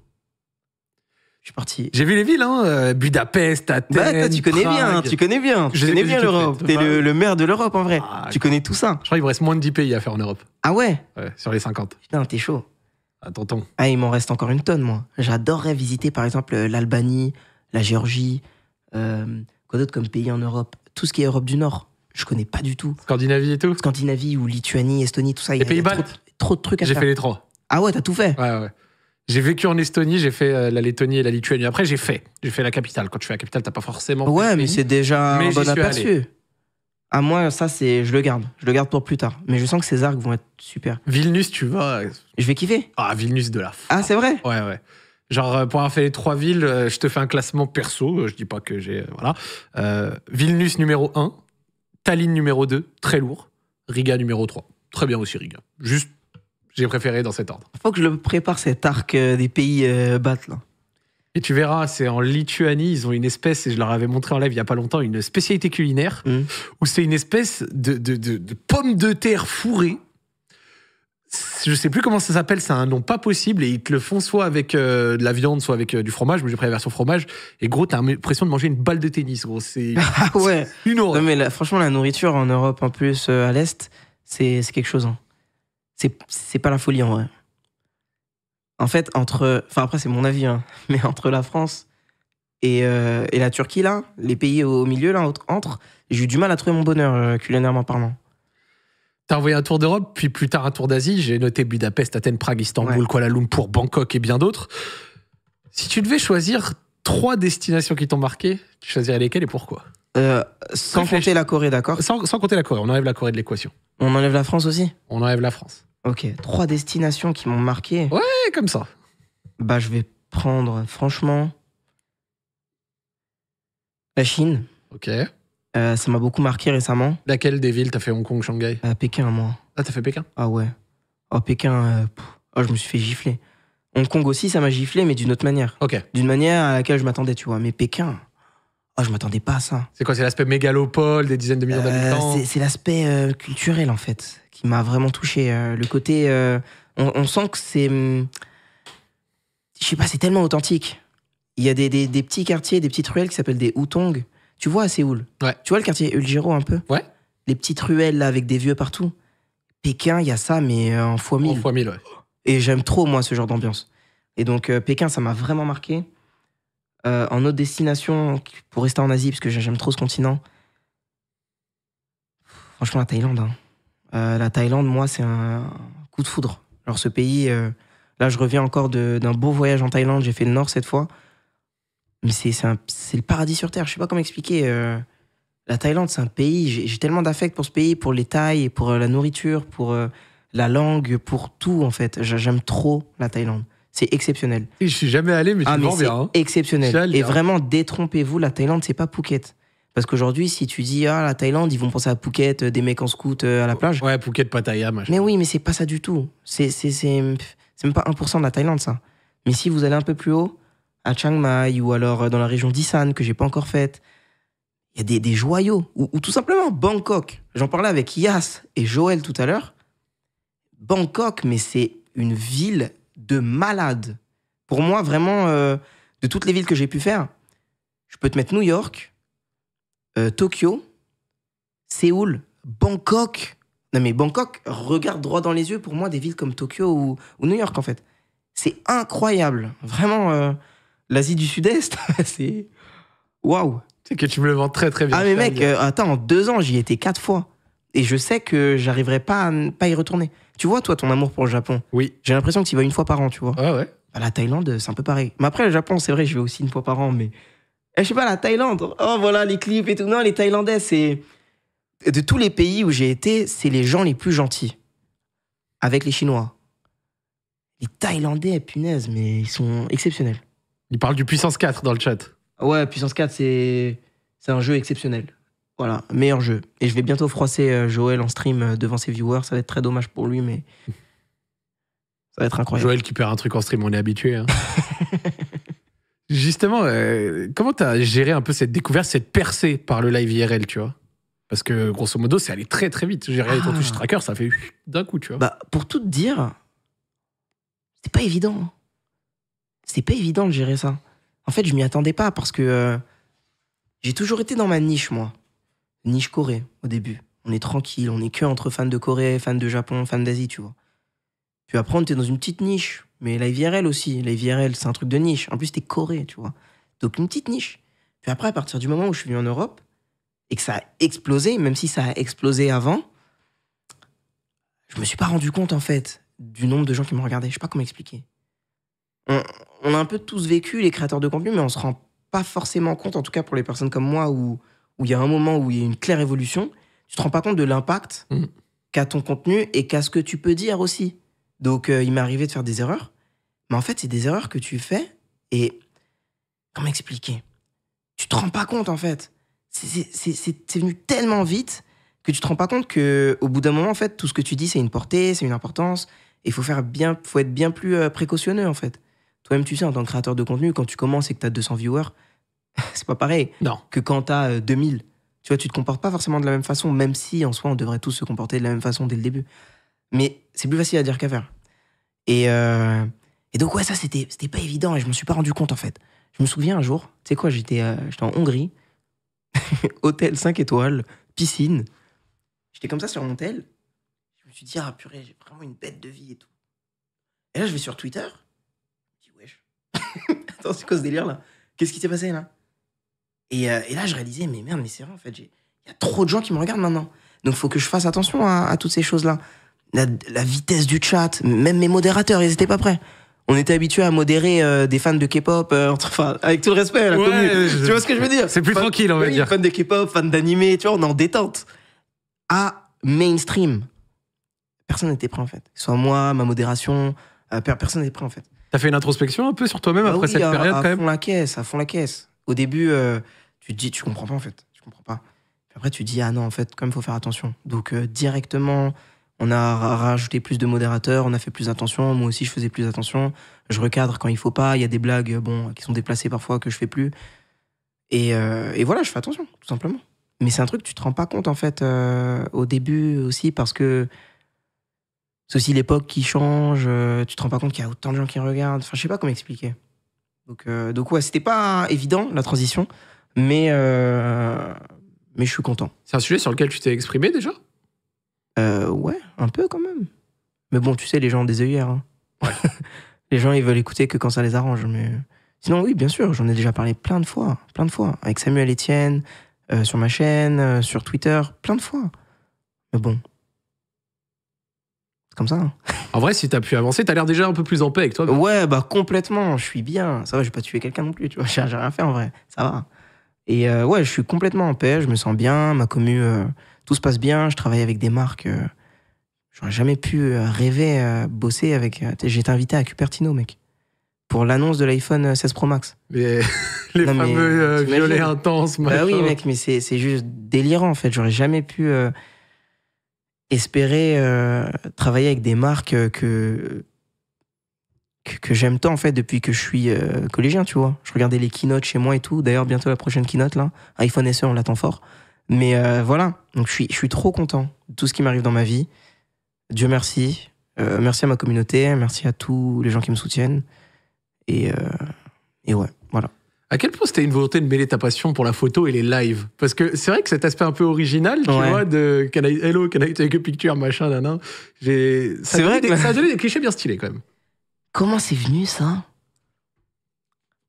En fait, mon amour pour les gens, il a fallu qu'il se retrouve quelque part dans mon contenu. Ça s'est retrouvé très vite sur YouTube avec des interviews où je m'intéresse aux gens, je m'intéresse à leur façon de penser, à leur culture. Et dans mes lives, en fait, je me voyais pas faire des lives centrés sur moi, genre, ou sur je vais dans un pays, regardez comment moi je vois le pays. Enfin, ça m'intéresse pas en fait. J'aime bien montrer les choses à travers le prisme des gens qui s'y connaissent vraiment, tu vois. Donc, c'est pour ça que je fais des lives avec des locaux souvent. Je suis en Thaïlande, vous me voyez avec des Thaïlandais, au Japon avec des Japonais, encore avec des Coréens, etc. Et donc, la photo, pour moi, c'est venu un peu naturellement, tu vois. J'adore communiquer avec des gens, j'adore la photographie, et je me suis dit, tiens, pourquoi ne pas faire de la photo en live? Et puis, je suis pas timide. Donc, je me suis dit, hi, can I take a photo of you? I love your style. Tu vois, et ça a commencé comme ça. Et c'est devenu limite... je sais pas si c'est devenu un peu un mème. Bah ouais, mais je sais pas si c'était tendance, ça, à l'époque, sur Internet, des gens qui sont dans la rue comme ça, qui prennent des photos. Mais moi, j'ai trop kiffé faire ça. J'ai trop kiffé faire ça, prendre tout type de personnes, des filles, des garçons, des vieux, des moins vieux. Et jusqu'à aujourd'hui, mec, tu sais que c'est quelque chose que je fais quasiment tous les jours de ma vie, que ce soit en live ou pas. C'est pour ça que j'ai toujours mon appareil.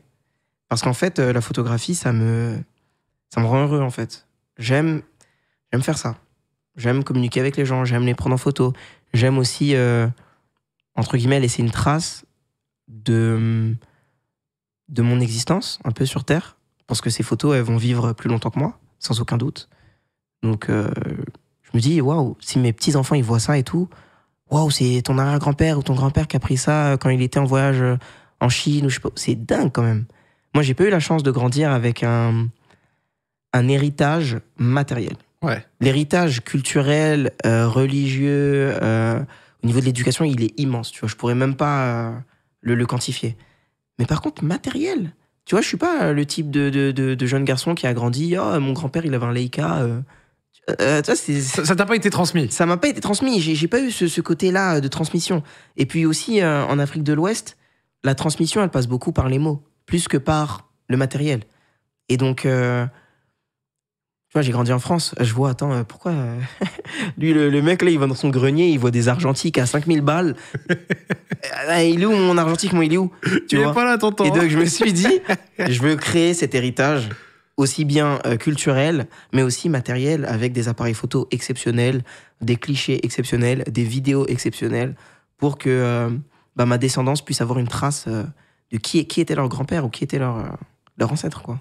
Je sais que parmi les photographes, il y a plusieurs types. Alors, je m'y connais pas beaucoup en photo, donc on va faire l'expert. Mais je sais, il y en a, c'est plus sur les photos, entre guillemets, du moment, tu vois, saisir un moment, et d'autres, ils aiment bien préparer des shoots, des DA, des trucs. Toi, c'est quoi le truc que tu préfères? Alors, pour être honnête, moi, j'ai beaucoup commencé par la photo préparée.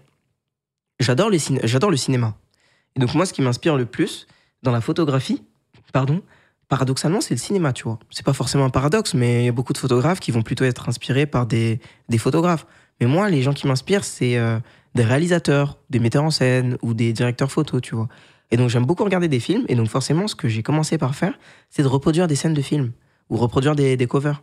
Donc, je pense notamment à des covers que j'ai pu faire de Pulp Fiction ou alors du Jeu de la Dame de Netflix qui était sorti il y a quelques années. Et c'est un peu comme ça que j'ai commencé la photo de manière un peu vraiment où j'étais concentré, tu vois. Je me suis aussi inspiré de Tomie, le manga de Junji Ito, un manga d'horreur. J'avais fait aussi une série horreur basée sur ce thème-là. Et ça me passionnait, en fait. Je sortais du taf, J'étais fatigué, mais j'étais content. J'avais mon rendez-vous avec le modèle.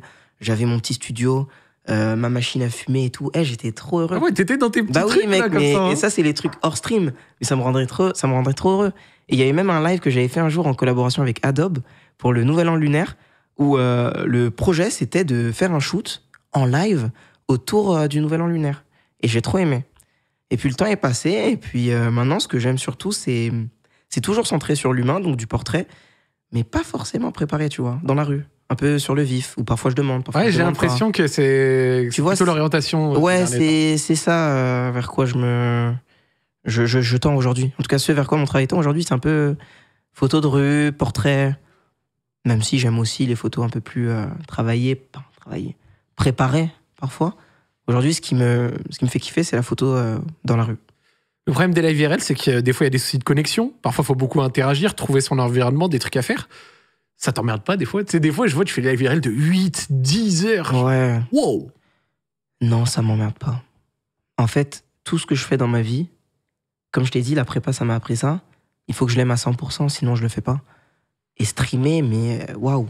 C'est un truc avec la photographie qui me procure tellement de bonheur. T'as pas idée, genre, quand je rentre chez... Ah si, tu m'en parlais, donc t'as très bien idée. Quand tu auras fini un marathon, Ouais. tu vois la dopamine de fou que t'as là? Oui. C'est même pas de la dopamine, je sais pas ce que c'est, mais un truc, t'es tellement bien, genre, Ouais. on dirait que tu t'es drogué. Alors que j'ai jamais pris de drogue, je sais pas ce que ça fait. Mais j'imagine que ça fait ça. Un sentiment de bien-être. Ne vous droguez pas, hein, c'est très malin. Même fumer, c'est pas bien. Faites pas ça, c'est pas ce que je dis. Hein. Mais en tout cas, Faites pas comme Pop. faites des live IRL si vous voulez. Tu vois, faites des live IRL. Mais ça me procure un sentiment de bien-être. Oh là là, indescriptible. Et du coup, non. Animer un chat, entre guillemets, pendant 8 heures, 10 heures, 12 heures, c'est un naturel, en fait. Puis en fait, je suis pas tout seul. Ouais. On dit souvent le live IRL, c'est Papsan et tout, mais c'est un peu vrai, mais c'est un peu faux aussi, parce que moi, j'estime qu'il y a 50% de mes lives qui est dû au chat, en fait. Le chat, j'ai une relation avec le chat qui est vraiment très, très forte. Je parle énormément au chat. J'ai mon canal sur Instagram avec lequel je suis très actif. Je suis vraiment très très proche de ma communauté. Je suis pas en mode je balance mon contenu, je tant qu'il y a des likes, des commentaires et je suis content et hop. Non, constante connexion avec les gens qui me suivent. Et c'est aussi pour ça que mes lives marchent en fait, parce qu'il y a une grosse interaction, non seulement avec le chat, mais aussi avec les gens qui me côtoient dans la rue, enfin, que je croise. Donc non, ça me fatigue pas. Après tous tes arts, qu'est-ce qui te reste encore à explorer? Je voyais quelqu'un dans le chat qui disait c'est quand qu'on voit Pape dans les pays arabes, des trucs comme ça. Mais mec, il me reste tout à faire. J'ai une application qui s'appelle Bean, j'ai fait 28 pays. Enfin, je dis ça en mode c'est rien. C'est quand même beaucoup en 2 ans d'avoir fait autant de pays. Mais il y a près de 200 pays dans le monde. J'ai rien fait en fait. J'ai gratiné un peu, tu vois. Bon, j'ai vu un 8e, même pas. J'ai pas vu beaucoup de trucs encore. Et je suis trop content. Le monde arabe, je connais pas. Émirats Arabes Unis, je connais pas. Asie, côté Inde, Pakistan, Sri Lanka, Bangladesh, je connais pas. Kazakhstan, Mongolie, Ouzbékistan, je connais pas. L'Europe, quand on en a parlé, je connais pas. L'Afrique, bon, même pas besoin d'en parler. Amérique latine, j'ai rien vu. Et l'Amérique, mais j'ai juste vu New York, Miami, Toronto, Montréal. C'est tout. Ouais, dans quelques grandes villes. Et en fait, ici et là. il me reste le monde à découvrir. Et comme je te le dis, comme mon contenu est basé autour des gens, c'est une source de contenu inépuisable. Comme toi. C'est impossible qu'un jour tu te dis j'ai tout fait, Zach en roue libre. Ouais. Il y aura toujours des mecs Des ou des meufs. parcours, des Il y aura sujets. toujours des gens interviewés parce que ton contenu il se base sur les gens. Et moi, c'est pareil. Mon contenu il se base sur les gens. Donc, je peux aller en Thaïlande 10 fois, les lives ils seront quand même masterclass parce que c'est pas les mêmes rencontres. Ça t'inspire quand tu vois par exemple, créateurs de contenu américains, les Speed, quand ils font leurs arcs IRL, les Kai Cenat, les machins? Non, ça m'inspire pas. Ça m'inspire pas parce que c'est très différent en fait. Les lives de Speed, c'est quelque chose que je prends beaucoup de plaisir à regarder, mais non, je m'en inspire pas du tout pour mon contenu parce que ça n'a rien à voir. La seule, comment dire, moi j'ai pas le mot, mais la seule chose qu'on a en commun, c'est que ce soit dehors. Mais sinon, Speed, il va pas aller faire des photos des gens dans la rue. Non. Il va pas se balader tout seul dans des petits endroits où il y a pas grand monde et tout. Donc ça n'a rien à voir en fait. Par contre, pour le divertissement, j'aime beaucoup regarder le live de Speed. Il est super fort. Il est super drôle. Et j'aime beaucoup ce qu'il fait parce que, mine de rien, il s'intéresse vraiment aux pays dans lesquels il va. Il y va pas juste aller pour faire du contenu et compagnie. Je trouve vraiment qu'il respecte les pays dans lesquels il va. Et j'aime ça. J'aime ça chez Speed, moi. Speed, je pense que c'est mon créateur de contenu US top 1 pour moi. Vraiment, Speed, gros respect sur lui. Avec l'expérience de ces live IRL, est-ce que tu as appris à maîtriser différents types d'interactions, on va dire, selon aussi Ouais. les cultures, tu vois, des personnes qui aiment plus ou moins se faire filmer, être en public avec du matériel, interagir? Ouais, bah carrément. En fait, streamer IRL, c'est la plus grosse qualité dont tu as besoin pour moi, c'est l'adaptabilité. Sinon, tu peux pas. Parce que streamer IRL au Japon versus au Maroc, ça n'a rien à voir en fait. Tonton, c'est pas la même chose. Hein. C'est pas du tout le même rapport à la caméra. Par exemple, quand j'ai streamé à Marrakech, je faisais très attention. J'avais un peu peur en fait. Je faisais très attention parce que je sais que dans la culture, c'est pas forcément quelque chose forcément de tout le temps de bien vu, d'être filmé comme ça. Je prenais pas les gens en photo sans leur demander. Alors que des pays, ah mais j'y vais à pleine balle, hein, je demande pas. Tout simplement parce que c'est complètement ok dans la culture. Je pense notamment à Hong Kong. Hong Kong ou la Chine, c'est un pays, mais tu vas à 10 cm de la personne prendre en photo, il va même pas être choqué en fait. Pourquoi ? Parce qu'ils font pareil. Ils font pareil sur toi. Donc forcément, je m'adapte en fait. Dans chaque pays dans lequel je vais, je m'adapte, je me renseigne sur la culture et je fais très attention. Pour moi, le plus important vraiment dans mon contenu, c'est de respecter les gens. Je veux jamais embêter qui que ce soit. Si ça peut arriver, bah, je m'excuse. Ça peut arriver, parfois tu prends une photo, la personne est fâchée, bah, tu dis pardon, tu la supprimes et puis c'est tout. Et les gens comprennent. Mais ouais, tu streames pas de la même façon et ça m'a appris beaucoup de choses. Ça m'a aussi appris à sentir le danger, les live IRL. Quand les gens ils veulent pas ton bien, j'arrive à le voir en fait. Je sais pas comment. Percevoir. Ouais, j'arrive à le voir. Moi, que j'avais vu ton clip en Belgique, là. Ouais, j'arrive à voir en fait si les gens ils me veulent du bien ou pas en live. Quand ils viennent me voir, si c'est un sniping bienveillant ou pas. 99% c'est bienveillant. C'est juste pour une photo ou pour apparaître sur le stream. Mais il y a des fois où tu peux sentir un peu de quelque chose de malsain. Ouais. Et j'arrive à le voir parce que, en fait, j'ai rencontré tellement d'humains et j'ai eu tellement d'interactions avec des humains un peu partout dans le monde que maintenant j'arrive à ressentir comme un autre sens qui s'est développé, je sais pas, j'arrive à voir. Ils disent le haki de l'observation. Ouais, c'est le HDO, vraiment. Mais c'est pas une blague. Je te promets, mec, c'est pas une blague. Ou même derrière moi, quand il y a des gens qui marchent derrière moi, j'arrive à sentir s'ils me focus ou pas. Ouais, genre s'ils marchent pour te passer devant ou alors J'arrive à savoir si la personne elle me suit ou pas. Genre vraiment. Et en général, ce que je fais, c'est que je mets la caméra selfie. Comme ça, la personne, si elle est pas conne, elle va se dire, bon, attends, on me voit dans la cam là. Et ça me protège, en fait. Et comme j'aime streamer seul, je suis obligé d'avoir des petits trucs où je me protège. Il y a des endroits où je vais pas tout seul. Je fais pas confiance à n'importe qui. Et j'ai appris de mes erreurs aussi, hein, parce que des fois, j'ai fait des bêtises et ça aurait pu me porter préjudice 40 fois. J'ai failli mourir en live. Genre quoi ? Bah, mouvement de foule. Quelle idée d'aller dans un endroit où il y a des milliers de personnes, tu vas au milieu. Moi, personne n'aurait pu deviner que ça allait se transformer en mouvement de foule et qu'il y a des centaines de personnes qui allaient mourir. Mais aujourd'hui, mec, ça m'a développé, je te jure, un PTSD, mais je te jure, mec, j'ai peur maintenant des foules. Genre, je peux plus. Genre, avant-hier, j'étais à un événement BSB League de basket. À un moment, il y avait un pogo. Je l'ai regardé limite avec désarroi. Je me dis, mais ils se rendent pas compte. Ouais. Et ils se rendent pas compte que en un instant, en fait, ça peut partir en cacahuète, en fait. T'as vu la vidéo de Fulloscopie où il parle de... Oui, bien sûr. De cet Ouais, événement ? bien sûr, je l'ai vu. Je l'ai vu parce que j'en ai été victime de ce truc. Ils ont montré la rampe où c'était... Non, mais mec, c'est effrayant. C'est effrayant parce que, en fait, comment dire, quand t'es dans un mouvement de foule, t'es comme dans un liquide. Enfin, littéralement, en fait. La comparaison, en fait, c'est ça. T'es une molécule dans un liquide. Tu contrôles rien. T'es là comme ça, tu te balades, mais tu peux rien faire. Et le fait d'avoir été dans un mouvement de foule en live, quand j'ai été en Chine, ça m'a évité des problèmes. Parce qu'en Chine, parfois, t'as des embouteillages d'humains. Tu vois, comme c'est des voitures, mais c'est des humains. Il y a tellement de monde que tu peux même pas avancer, genre. Je me suis mis sur le côté, j'ai mangé un bao et j'ai attendu. Genre, je prends plus aucun risque. Ah, c'est plus pour toi, ça. Ah non, ça m'a traumatisé vraiment jusqu'à aujourd'hui. Ça fait 2 ans, je crois, ou 3 ans, mais j'oublierai jamais. Pareil pour le truc en Belgique. Je me dis, il y a des gens, c'est des fous. Et ils peuvent te planter pour un béret, mais ils sont malades ou quoi ? Pour un béret, ça veut te planter.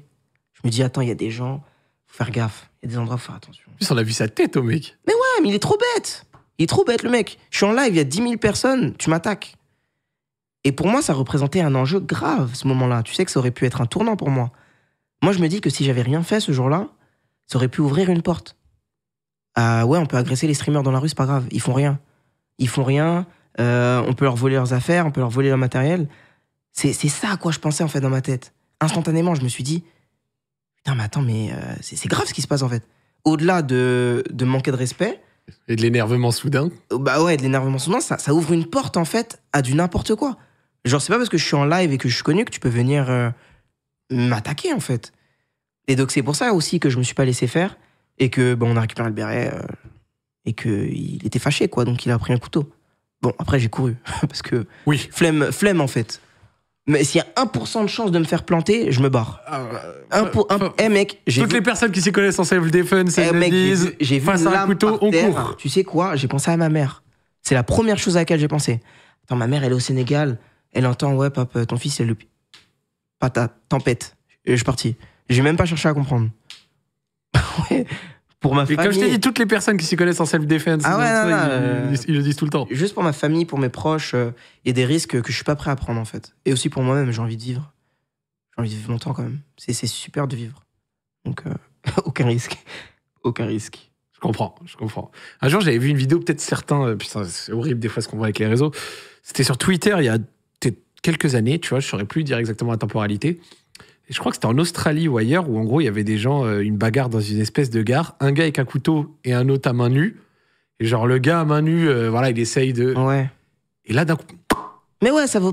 Jugulaire. Et genre, vraiment, le gars, il prend le coup, il comprend même pas ce qui se passe. Il comprend pas. Et il tombe, mais genre... pas choqué. Mort en moins de 15 secondes. Genre, mais gros, j'avais pété ma tête. La vidéo, elle était trop choquante. Ça vaut pas le coup. Ça vaut pas le coup, vraiment. S'il a pas d'arme, bon. Voilà. Mais s'il a une arme, pourquoi faire, en fait? Même si le mec, il a 10 ans de moins que moi, il a des bras. Hein. Peu importe qui c'est. On sait jamais. Un faux coup, je sais pas, il a un pote derrière je sais pas. Moi. C'est où l'endroit où tu t'es senti le moins safe? Ben, Bruxelles. Bêtement. Avec tout le respect pour la Belgique, Bruxelles, ouais. Mais c'est à cause de ça. Mais sinon, je passais un moment incroyable en Belgique. Genre, le live, il était masterclass. Je te jure, on était parti sur un classique. Je me retrouve dans un studio. Après, je me retrouve dans l'appart d'un mec. Là, il avait un frigo. Je sais même plus c'était quoi. C'était trop bizarre. Genre, ce live, il était trop bizarre, trop marrant. Et là, boum, fallait que ça arrive. Dommage. Ça allait être un live classique, vraiment. Bon, au final, c'est quand même un classique. Mais c'est peut-être Bruxelles où je me suis senti le moins safe. Et sinon, un autre endroit où j'ai pu me sentir un peu... T'as senti la patate un jour? J'ai senti que c'était bizarre. Bah, tu sais quoi, bizarrement, pas beaucoup de pays où je me suis senti... ouais. En fait, en général, si tu te comportes bien et tout, peu importe où t'es, ça va. Genre même à Londres. Il y a des gens, ils citent Autriche. Non, Autriche, c'était pas du danger. C'était juste l'accueil qui était pas très chaleureux. Mais même à Londres, tu vois, à Londres, j'avais beaucoup d'appréhension. Tu sais, je venais de finir Top Boy. Je me dis, je vais à Londres, j'étais trop saucé et tout. Je me dis, oh, la drill, tout ça, les couteaux, blah. Incroyable, Londres, bête d'ambiance. Donc, ça m'a fait un peu peur. Je me suis dit, il y a des endroits où je vais pas, genre Brixton, par exemple. Au final, j'ai été stream à Brixton. Normal. Même c'était le soir et tout. En fait, il y a un truc parfois que j'oublie. Je sais pas si je peux dire ça. Tu vois, faut pas que je fasse attention à ce que je dis, tu vois. T'es libre. Tu me forçais pas, donc je vais pas le dire. Ne force pas. Je force personne. Mais après, si tu te sens de discuter, tu peux. Ouais, bien sûr. Mais, comment dire? Non, vas-y, je le dis pas. Allez, au revoir, c'est bon, là, ça va faire un clip débile et après... Bon, c'est comme tu es. Sinon, prends des pincettes, frère. Sinon, je peux prendre des pincettes. Oui. Bah, par exemple, je parlais avec un Brésilien récemment, parce qu'en ce moment, j'aimerais beaucoup aller en Amérique latine. Oui. C'est un endroit que je connais pas, et je pense que humainement, j'ai beaucoup à apprendre, tu vois, en Amérique latine. Beaucoup à découvrir et tout. Et donc, je parlais avec un Brésilien à Chiang Mai, posé sur une terrasse et tout, et je lui dis, mec, c'est comment le Brésil et tout? Est-ce que tu penses que je peux aller stream là-bas? Et il me dit, bah, franchement... tu vas te faire voler. Genre, quasiment 100% de chance, tu vas te faire voler. Mais je suis pas sûr en vrai, parce que t'es pas un gringo. Tu vois? Et en fait, le simple fait de dire ça, parfois, parfois, j'oublie, entre guillemets, que... parfois, ma couleur de peau, en fonction de là où je vais, ça peut Avantagé ou aussi m'avantager, désavantagé, en fait. entre guillemets. Ouais, c'est bête, mais là, par exemple, j'étais dans un bidonville à Bangkok, mais genre, quand je te dis bidonville, c'est vraiment... Ouais, bidonville. T'as l'impression d'être... T'as jamais été au Sénégal. Pour les Sénégalais qui vont comprendre, t'es dans un quartier au Sénégal vraiment défavorisé. Vraiment, il y a des talibés partout, des enfants qui mendient partout, bref, défavorisés à mort. Et en fait, je sais pas comment expliquer, mais j'avais pas l'impression d'avoir le regard sur moi de l'occidental qui vient... voir la misère. Voir la misère. Ah ouais. Voilà, exactement. J'avais pas du tout ça, en fait. Au contraire, ils étaient là. Viens avec nous, on t'invite. Bon, viens boire une bière, je bois pas, mais viens manger avec nous. Je joue avec leurs enfants au foot. Et en fait, je sais pas comment expliquer, mais j'avais oublié ça. Et après, j'en parle avec des amis qui étaient en Thaïlande et qui sont blancs et qui me disent, eux, directement, la chose à laquelle ils ont pensé, c'est « Ah non, on va pas aller là-bas parce que on a peur d'avoir le truc où ils nous regardent en mode...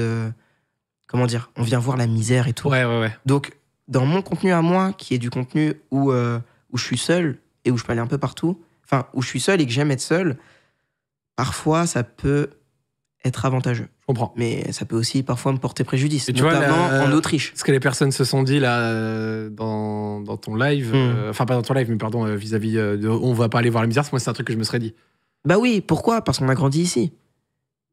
Mais est-ce que tu penses qu'un Sénégalais ou un Marocain du Maroc va se poser cette question-là ? Je sais pas du tout. Je pense pas. Hein. Ouais, en vrai, je pense pas. C'est parce qu'on a grandi là, donc on a ce standard-là, entre guillemets. Mais eux, dans leur tête, enfin, c'est pas écrit sur ta tête que t'as grandi en France. Je sais pas comment expliquer. Tu sais que l'Amérique du Sud, pour des lives, je pense que ça va être évidemment incroyable, mais tu sais que par rapport à ce qu'il t'a dit, le Brésilien, moi, pareil, quand j'avais lu beaucoup de forums et tout, effectivement, ils disent toujours sors pas avec ton vrai téléphone, sors avec un deuxième. Moi, comme ça. On sait jamais. Moi, je pense que c'est risqué. Si je vais au Brésil, et j'irai un jour, parce que je me connais, je sais que je vais pas résister. Je vais pas résister à la Colombie, au Brésil, à l'Uruguay, au Pérou. Je ne streamerai pas avec un iPhone 16 Pro Max. Ce sera potentiellement, je veux pas citer de marque, mais un autre téléphone, quoi. Un téléphone un peu vas-y, lui. Un téléphone qui donne pas envie d'être volé. Même si, en vrai, tous les téléphones aujourd'hui sont beaux. Mais j'aimerais bien vraiment aller en Amérique latine, ça m'attire. Je sens qu'humainement, ils sont intéressants, tu vois. Ça a l'air. Ouais, ça a l'air vraiment fort, l'Amérique latine. Je suis mort ici, tous des marques dans le chat. Ils disent moi, je ne cite aucune marque. Aucune marque. On reste très corporate, très professionnel. Il se ferme aucune porte. Il connaît. Il est bon. On a parlé de ta partie YouTube, création de contenu vidéo, et même de ton envie d'en refaire un jour. La partie un peu live. Est-ce que tu as peut-être un jour en projet ou en envie de passer un peu peut-être le cap en live et un jour d'avoir, je sais pas, un concept, un talk, une émission, quelque chose dans le style ou pas ? Bah, en vrai, quelque chose sur lequel je suis très porté, et je pense que tu l'as compris, c'est l'humain, encore une fois. Donc pour moi, l'étape d'après le live, bah, c'est la vraie vie, tu vois. C'est le IRRL, c'est-à-dire faire des événements dans la vraie vie. Voilà. C'est-à-dire que ce soit sur scène, que ce soit parler de voyage sur scène, ou alors des anecdotes sur scène, ou alors plein de choses comme ça. Mais je sens que faire quelque chose dans la vraie vie, genre sur scène, ça me plairait. Et aussi les expositions. J'ai fait ma première expo photo l'année dernière. Ok. Là, on est en train de préparer la deuxième au mois de mai. Cool ça. Donc, l'étape d'après, pour moi, c'est dans la vraie vie, quoi. J'aime ça. Et peut-être un jour, je sais pas, dans 10 ans ou 15 ans, j'aimerais peut-être créer une fondation autour du voyage pour aider les personnes les plus défavorisées, que ce soit d'un point de vue financier ou également moteur. Parce qu'on les oublie un peu, mais il y a plein de personnes qui ont les fonds pour voyager, mais qui sont handicapées et qui peuvent pas. Il y a énormément de gens qui me contactent pour ça, tu sais. Ils me demandent tiens, est-ce que la Thaïlande, c'est fauteuil roulant friendly ? Ouais. Est-ce qu'il y a beaucoup d'ascenseurs ? Est-ce qu'il y a beaucoup de montées ou descentes ? On me demande tout le temps ça. Et c'est pas quelque chose auquel on va penser, non, entre guillemets, en tant que valide au début. Alors qu'en fait, c'est un sujet important également. Donc j'aimerais bien, peut-être un jour, quand je serai plus vieux, peut-être faire quelque chose c'est une bonne initiative. Non lucratif autour du voyage ou de la photographie ou quelque chose comme ça, autour de l'image et du voyage. Ouais. En parlant de voyage, J'ai réservé un petit segment. Ouais, je sais déjà. Corée-Japon, c'est sûr. Non, mais Ah, sérieux? Corée-Japon après. Ah, ok. On en le fait pour rigoler, mais là, c'est un petit segment spécial. Avec tous les voyages que tu as fait, tu as forcément des conseils de voyageurs à donner. J'ai fait beaucoup de voyages aussi. Et bon, il y en a qui nous écoutent, ils sont là, ils ont un calepin, ils notent et tout, il n'y a pas de souci.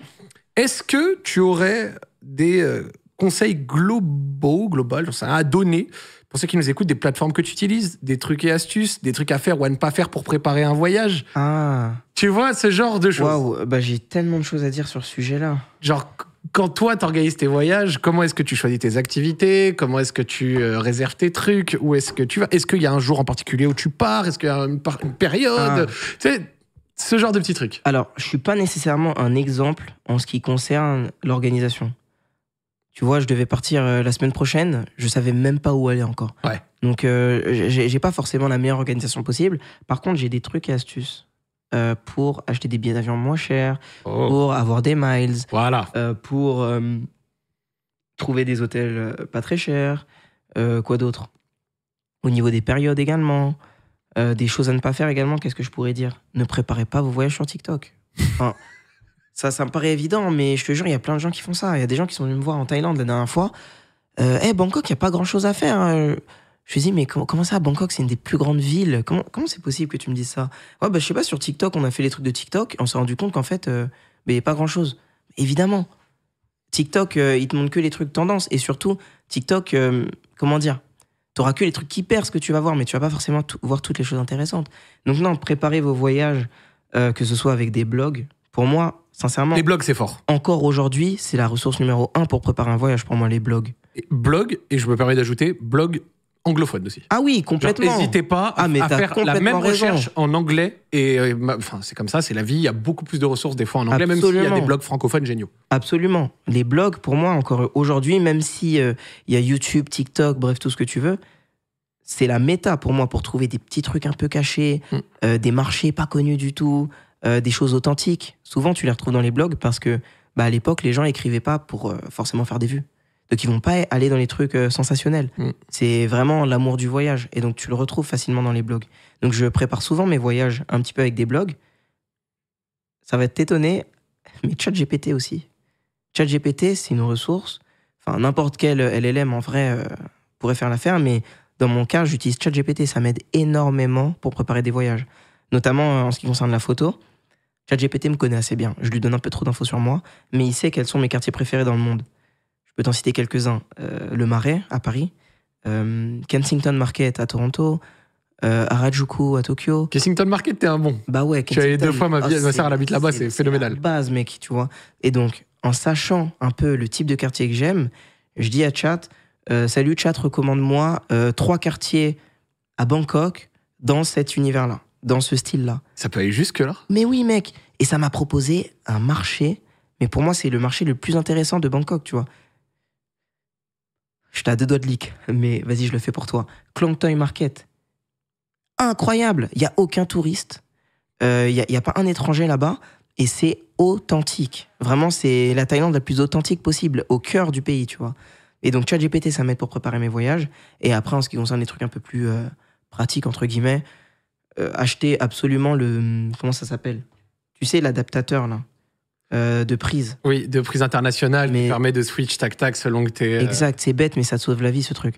Que t'ailles au Japon, en Australie, en Angleterre, en Corée, les prix, c'est pas forcément les mêmes. C'est vrai. Donc, avoir un petit bloc dans ton sac à dos, c'est un truc, ça coûte 10 balles, je pense. Ça peut vraiment faciliter ton voyage dans tes premiers jours. Et toute cette hype sur le marché pour, comme ils l'ont dit dans le chat, le marché Clignancourt, bon. Clignancourt? Attends, qui a dit ça, là? Non, mais de toute façon... Non, mais tu sais quoi, je vais te dire un truc. Je vais être honnête. Hein. Tu apportes n'importe quel touriste, photographe, que ce soit un Américain, un Asiatique, un Africain, tu l'emmènes à Clignancourt, il va kiffer. C'est génial, Clignancourt. Bah oui. Non, mais d'un point de vue photographique, où est le problème, en fait? C'est super. C'est juste que vous dites ça en mode... En fait, c'est pas ouf. Il disait ça par rapport à Klong Toy. Mais oui, Non mais aussi, non mais vas-y. Non mais de toute façon, bon, dernier conseil, n'écoutez jamais les gens aussi sur internet qui vont vous dire que des trucs sont éteints alors que c'est masterclass. Explorez par vous-même et vous allez voir, vous allez être surpris. Vous allez être surpris les gars.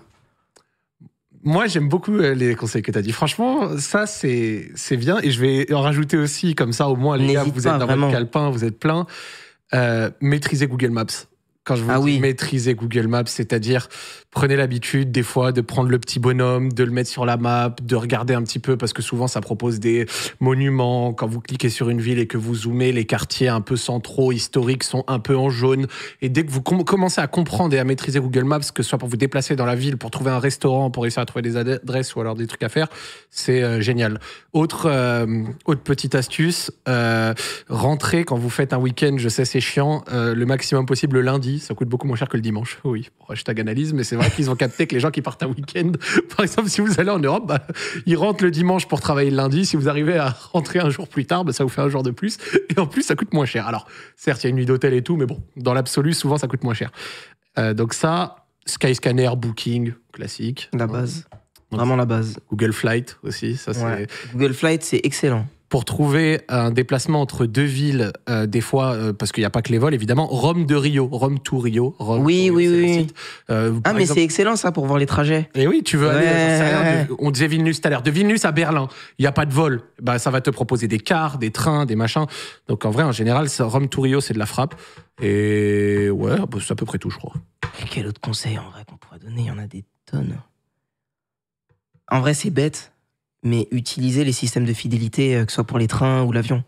Enfin, je dis ça, je dis c'est bête, mais en fait, il y a plein de gens qui le font pas. Moi, le premier, j'ai beaucoup voyagé jusqu'à présent et j'ai commencé à me mettre dans des systèmes de fidélité. Aïe, aïe, aïe, il a accès à des Mec, salons. en octobre, dernier 2024, j'accumulais rien, tu vois. Alors qu'aujourd'hui, je regardais hier, là, j'ai un billet gratuit pour Séoul, tu vois.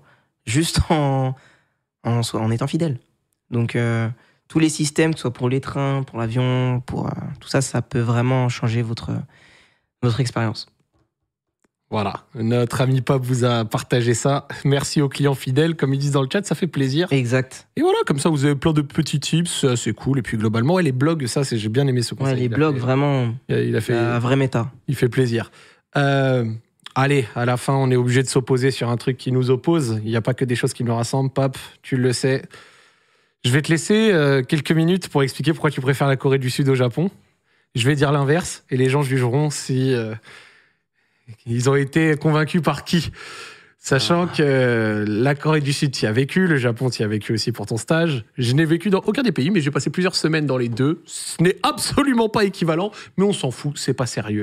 Rien de... Vraiment, c'est pour rigoler. Alors, Pape, tu peux y aller. par quoi commencer? Est-ce qu'on fait ça par catégorie? Ce serait peut-être plus facile. Tu peux donner tes critères, culture, bouffe, prix de la vie, j'en sais rien. Ouais, des choses voilà. à On va voir. donner plusieurs critères, d'accord? On va poser les choses. Après, mauvaise foi Là aussi. sur table. Pas de souci. Carte sur table, pardon, comme ça sera clair. On va mettre plusieurs critères, d'accord? On va mettre praticité dans la vie, c'est-à-dire transport en commun, rapidité de l'administration, Internet, tout ça, ok? Pour ce premier point, avec tout le respect, et j'adore le Japon, me faites pas croire, me faites pas dire que j'aime pas le Japon, genre, j'aime plus le Japon que beaucoup de gens, genre, j'adore ce pays, tu vois. Mais niveau praticité, la Corée, ça fout droit le Japon, en fait. Mais c'est vrai, non mais mec, tu sais très bien, tu vas au Japon pour avoir Internet, tu fais comment? T'as des vieilles cartes SIM Sakura Mobile, t'as 10 gigas, ça marche même pas bien. En Corée, t'arrives aéroport, en Byungui, LGU+, Internet illimité, 30 000 won, t'es bien. Transport en commun, encore une fois, les transports en commun coréens foutent droit les transports en commun japonais. Ouais, c'était dur. Hein. Quoi? Les transports en commun de Tokyo, c'est solide. Mais c'est éteint! C'est éteint! Non mais attends, mais là, tu vois, tu me provoques. Donc désolé, je vais avoir un ton un peu plus inquisiteur, tu vois. Fonce. Mais c'est éteint. Tu veux aller de Rome à Rio, d'accord? Pour garder le contexte de tout à l'heure. Tu vas passer par 3 compagnies différentes. JR Rail, Toei et je sais pas quoi, un dernier. C'est trop compliqué et ça coûte trop cher. En Corée, que tu ailles de Séoul à Busan, à Daegu, à Ulsan, peu importe, c'est le même système. Avec une seule carte et surtout avec le même comment dire? Tu payes un seul trajet en fait pour aller d'un point A à un point B. C'est le même système. C'est beaucoup plus facile. C'est beaucoup moins cher aussi. Et aussi, après, pour l'administration, bon, je pense que n'importe quelle personne qui vit au Japon va me le dire. L'administration au Japon, bon, voilà quoi. Ils sont au fax, ils envoient des courriers, voilà quoi. Enfin, je sais pas, ils utilisent Internet. Tu vois ce que je veux dire, ils utilisent Internet. En Corée du Sud, j'ai eu mon permis en, je sais pas, 3 semaines, je crois. Code permis, tout, 3 semaines. Mon permis international, je l'ai eu en 10 minutes. J'étais au bureau, 10 minutes, j'ai eu ma carte. Donc voilà. Je pense que côté praticité, je t'ai éteint. Déjà pour commencer. Là, il n'y a personne dans le chat. Non, je te laisse. Le chat, je vous ai éteint. Moi, je te laisse commencer à développer et après, je Le répondrai. chat, je vous ai éteint déjà. Deuxième point, on va dire... Attends, faut que je trouve un point qui m'avantage. Vas-y, cherche, parce qu'il y en a pas tant que ça en Attends, réalité. un autre Parce qu'après, point... j'ai un contre et le contre, il est. Ouais, le contre, il doit être masterclass. Il est solide. Non, mais je sais très bien ce que tu vas me dire. Moi, je dirais le côté humain. Le côté humain, ça touche... Enfin, ça dépend des gens, tu vois. Mais je trouve que c'est plus facile de se faire des amis en Corée. Tu vois. C'est plus facile de se faire des amis coréens. C'est plus facile je sais pas, d'être un peu dans le moule, je sais pas, en Corée du Sud. Je trouve que l'intégration, elle est quand même plus facile. C'est pas une intégration à la française non plus. Mais par rapport au Japon, c'est quand même plus difficile. Donc sur ce point-là, moi, je trouve que la Corée l'emporte. Un autre point, attends, on va plutôt parler tourisme. Il y a quoi d'autre? Nourriture, peut-être? Rapport qualité-prix. Rapport qualité-prix, disons. D'accord? On va parler rapport qualité-prix. Rapport qualité-prix, c'est moins cher en fait. Tout simplement, la Corée du Sud est un pays moins cher que le Japon. Pour manger, tu vas payer un peu moins cher. Les logements seront moins chers. Pour te déplacer dans le pays, ce sera moins cher. Tout est moins cher. Et mine de rien, c'est un point important pour un voyageur. Tu me dis quand t'as fini, hein, parce que j'ai une mixtape pour toi. Ouais, j'attends ta mixtape. Mais tu sais que tu peux me contredire dès maintenant, hein, parce que sinon tu vas me faire une 8 Je t'ai mile. dit que je te laissais dire. Ouais, bah ok, Je te vas-y. laisse. Je Quoi contredis d'autre pas comme trop. point? Attends, quoi d'autre comme point où pour moi, après la nourriture, ça c'est vraiment personnel. Tu vois, donc on peut pas mettre ça dans un débat. Mais je trouve la nourriture coréenne, je vais pas dire plus raffinée, ça ce serait faux, ce serait mentir, mais je trouve qu'elle a plus de saveur. Mais ça encore une fois c'est personnel, ça dépend des goûts de chacun. Je trouve que, en fait, je prends plus de plaisir à aller me manger un bête de barbecue coréen, banchan à volonté, kimchi, viande, tout. Je sais pas, c'est plus convivial, je sais pas comment dire, tu vois, que d'aller me poser devant un petit comptoir, j'ai mon petit ramen. Je sais pas comment expliquer, mais je sais pas, la Corée, c'est... Bref, vas-y, réponds, parce que je sens que tu m'attends, là. Ça me stresse un peu. C'est bon, je peux y aller? Vas-y, dis-moi tout. Allez. Je vais pas parler sur le côté administratif, parce que j'ai pas fait spécialement des démarches administratives, donc sur ce point, je t'accorde. Pour ce que tu as dit sur les transports, en réalité, sur les transports en commun, tu as quasiment la même carte pour tout. Et quand t'es pas demi-débile, tu arrives à trouver tes trains et tes transports en commun et tu peux faire les 4 coins de Tokyo hyper simplement. Non, et attends. même sortir de Tokyo très facilement. Attends. Je continue la mixtape. Donc, non, mais... sur ça, oui, c'est peut-être un peu plus pratique de je sais pas quoi. Change pas de sujet, hein. On reste sur les transports, ok? Ouais. Okay. Mais en réalité, mec, c'est super simple. Tout est disponible avec Google Maps. Google Maps ne fonctionne pas en Corée du Sud. C'était Citymapper jusqu'à encore pas longtemps. Cacao Map, les gars. Cacao Map. Et je vous jure qu'en termes de praticité, une fois que t'as capté, quand tu arrives sur le quai, t'en as rien à foutre que ce soit TA, Joer et je sais pas quoi line, parce que t'as passé ta passe-mot, t'as passé le passe. Et bon, voilà. D'accord. Et les... Donc en réalité, Attends, mais je vais ça change très peu. Et les semi-express, local, ça c'est facile, tu vas me dire. Il y en a que très peu. Je te jure, il y en a pas tant que ça. Je me suis trompé trop de fois à cause de ça. Tu montes dans un train, tu crois que le bail il est semi-express, en fait c'est local. Non, mais on en parle de la Ginza Line, non, Asakusa Line. Ouais. La rouge.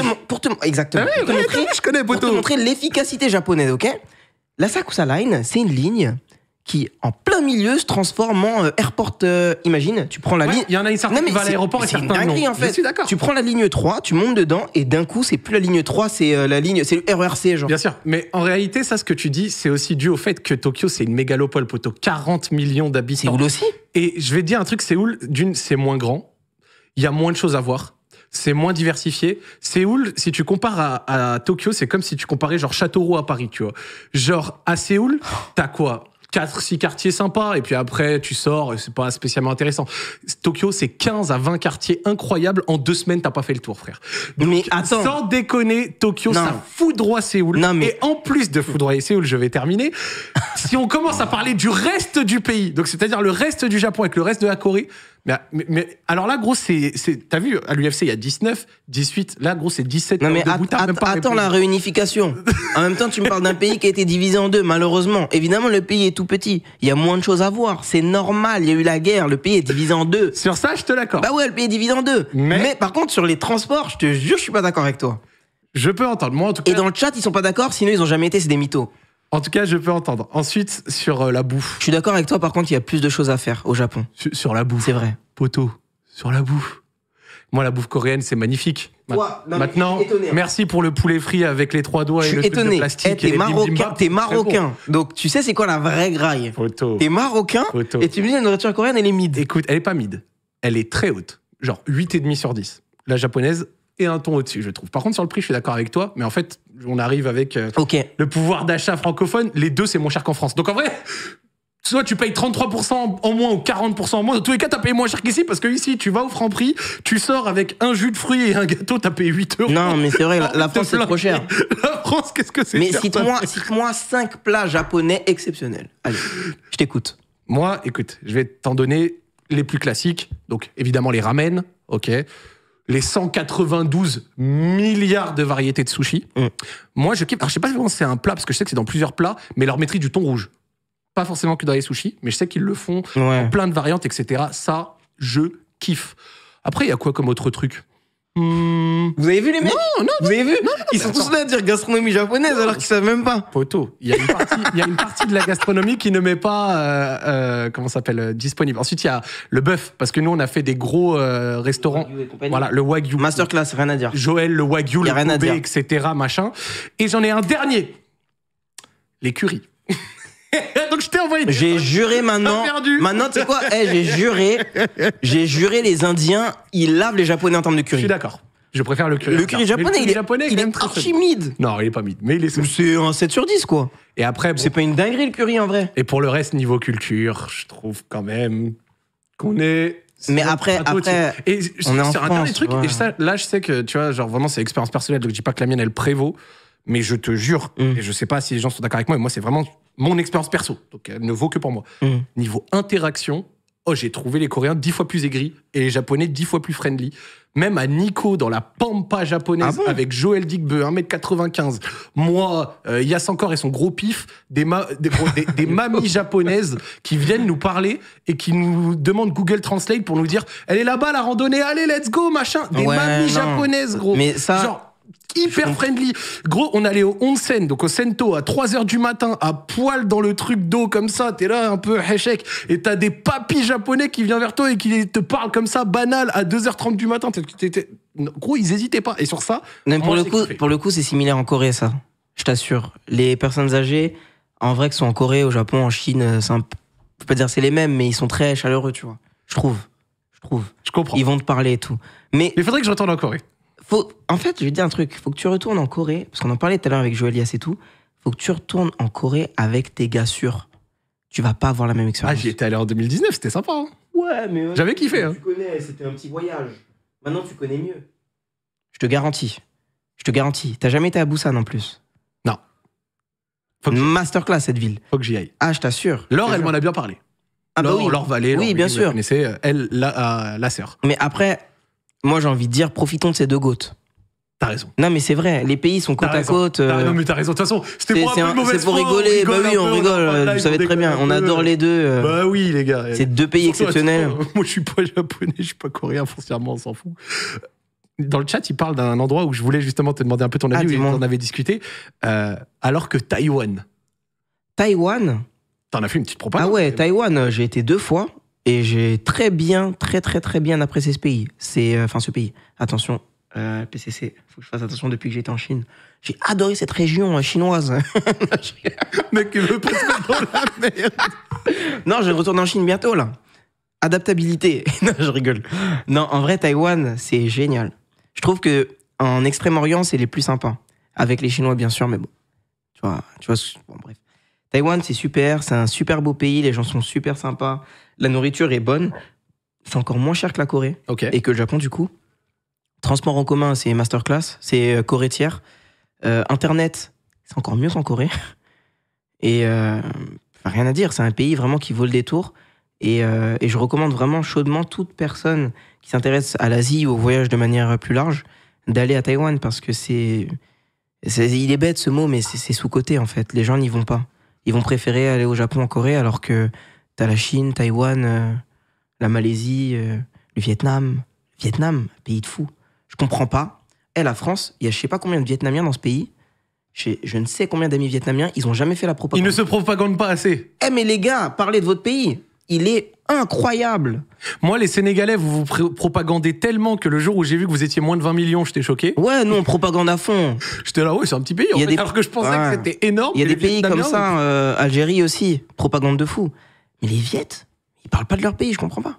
Alors qu'ils ont des villes comme Hanoï, Hoi An, t'as l'impression d'être dans un animé, genre c'est... Vraiment masterclass ce Vietnam. Je te recommande si t'as jamais été. Ah, il valide, hein. Ouais. C'est magnifique. Et dernier truc, on va terminer sur ça. Moi, il y a une autre région qui me donne envie et j'ai vu pas mal de vidéos, notamment Bruno Maltor qui a fait une vidéo dessus que j'avais bien kiffé. Asie centrale, Ouzbékistan. J'adorais y aller. Et l'Ouzbékistan, ça a l'air d'être de la frappe atomique. Là, dis-toi, j'étais à 2 doigts d'aller au Népal. Vraiment, parce qu'il y a le nouvel an tibétain qui s'appelle Losar qui se tient du 28 février au 5 mars, un truc comme ça. Et c'est une région du monde. Je comprends pas aussi, les gens n'y vont pas parce que c'est pas très connu et que ça te donne pas forcément envie comme ça. Mais en fait, quand tu t'y intéresses, même la Mongolie, le Kazakhstan, ça a l'air. Il y a trop de pays de fous en fait. Faut vraiment aller plus loin que les idées reçues. Et c'est bien ce que j'ai appris, je pense, avec le voyage, d'aller voir par moi-même en fait. Sinon, j'aurais jamais été en Chine, j'aurais jamais été en Corée parce que c'est des racistes, j'aurais jamais été au Japon parce qu'ils aiment pas les étrangers, tu vois. En fait, il faut aller voir de soi-même et c'est là que tu te rends compte qu'en fait, Dieu a bien fait les choses, franchement. Plein de cultures différentes, les gens sont gentils et puis au final, je me rends compte qu'on est un peu tous les mêmes. Hein. On est tous les mêmes. Peu importe la culture, au final, on reste des humains. Quand c'est 1 à 1, on se comprend vite. Merci beaucoup, Pape. Merci à toi. Et bon, on se l'a enfin fait, cette émission. Ouais, enfin, je suis content. Je suis vraiment content. Merci encore une fois pour ton accueil, pour ta gentillesse, pour la pertinence de tes questions. Et j'ai pas lu le chat, j'ai pas lu ne serait-ce qu'un message. Ah bah ils étaient contents. J'ai vraiment voulu me concentrer sur l'interview. T'as bien fait. Et je regarderai du coup pour lire le chat. Donc n'hésitez pas les gars, écrivez à fond. Et voilà, merci également à toute la régie qu'on voit pas, qui est derrière. Comme d'habitude. Qui ont bien géré les caméras et tout, je voyais ça avant là. Ouais, les petits assets et tout, dédicace à Hugo. Un jour on te ramènera au Sénégal. Ouais, pour faire des bons lives. 2006, hein, ça fait longtemps. Hein. Ouais, c'est l'année à laquelle je suis parti au Sénégal, 2006. Tu penserais de quelqu'un que ça fait 19 ans, il est pas allé dans son pays? Je pense qu'on va lui enlever le N-word pass. Ouais. Hugo, c'est dommage pour toi, mec, mais... Ça y est. Faut retourner au pays, là. T'es viré du FC Noir, comme Joël, parce qu'il pleure quand il mange du chicken tandoori. Ah non, mais ça a abusé. Chicken tandoori, il pleure. Est-ce que, Hugo, pitié, est-ce que tu peux aller sur mon Twitter pour montrer le screen que j'avais mis? T'as vu le 129? Oui, bien sûr. Le chicken rouge du 129. Ouais. Qui n'a rien de particulier. Et j'ai jamais été en plus. C'est pas très loin, tu peux y aller dès ce soir si t'as envie. Faudrait que je teste un de ces 429. Aucun problème.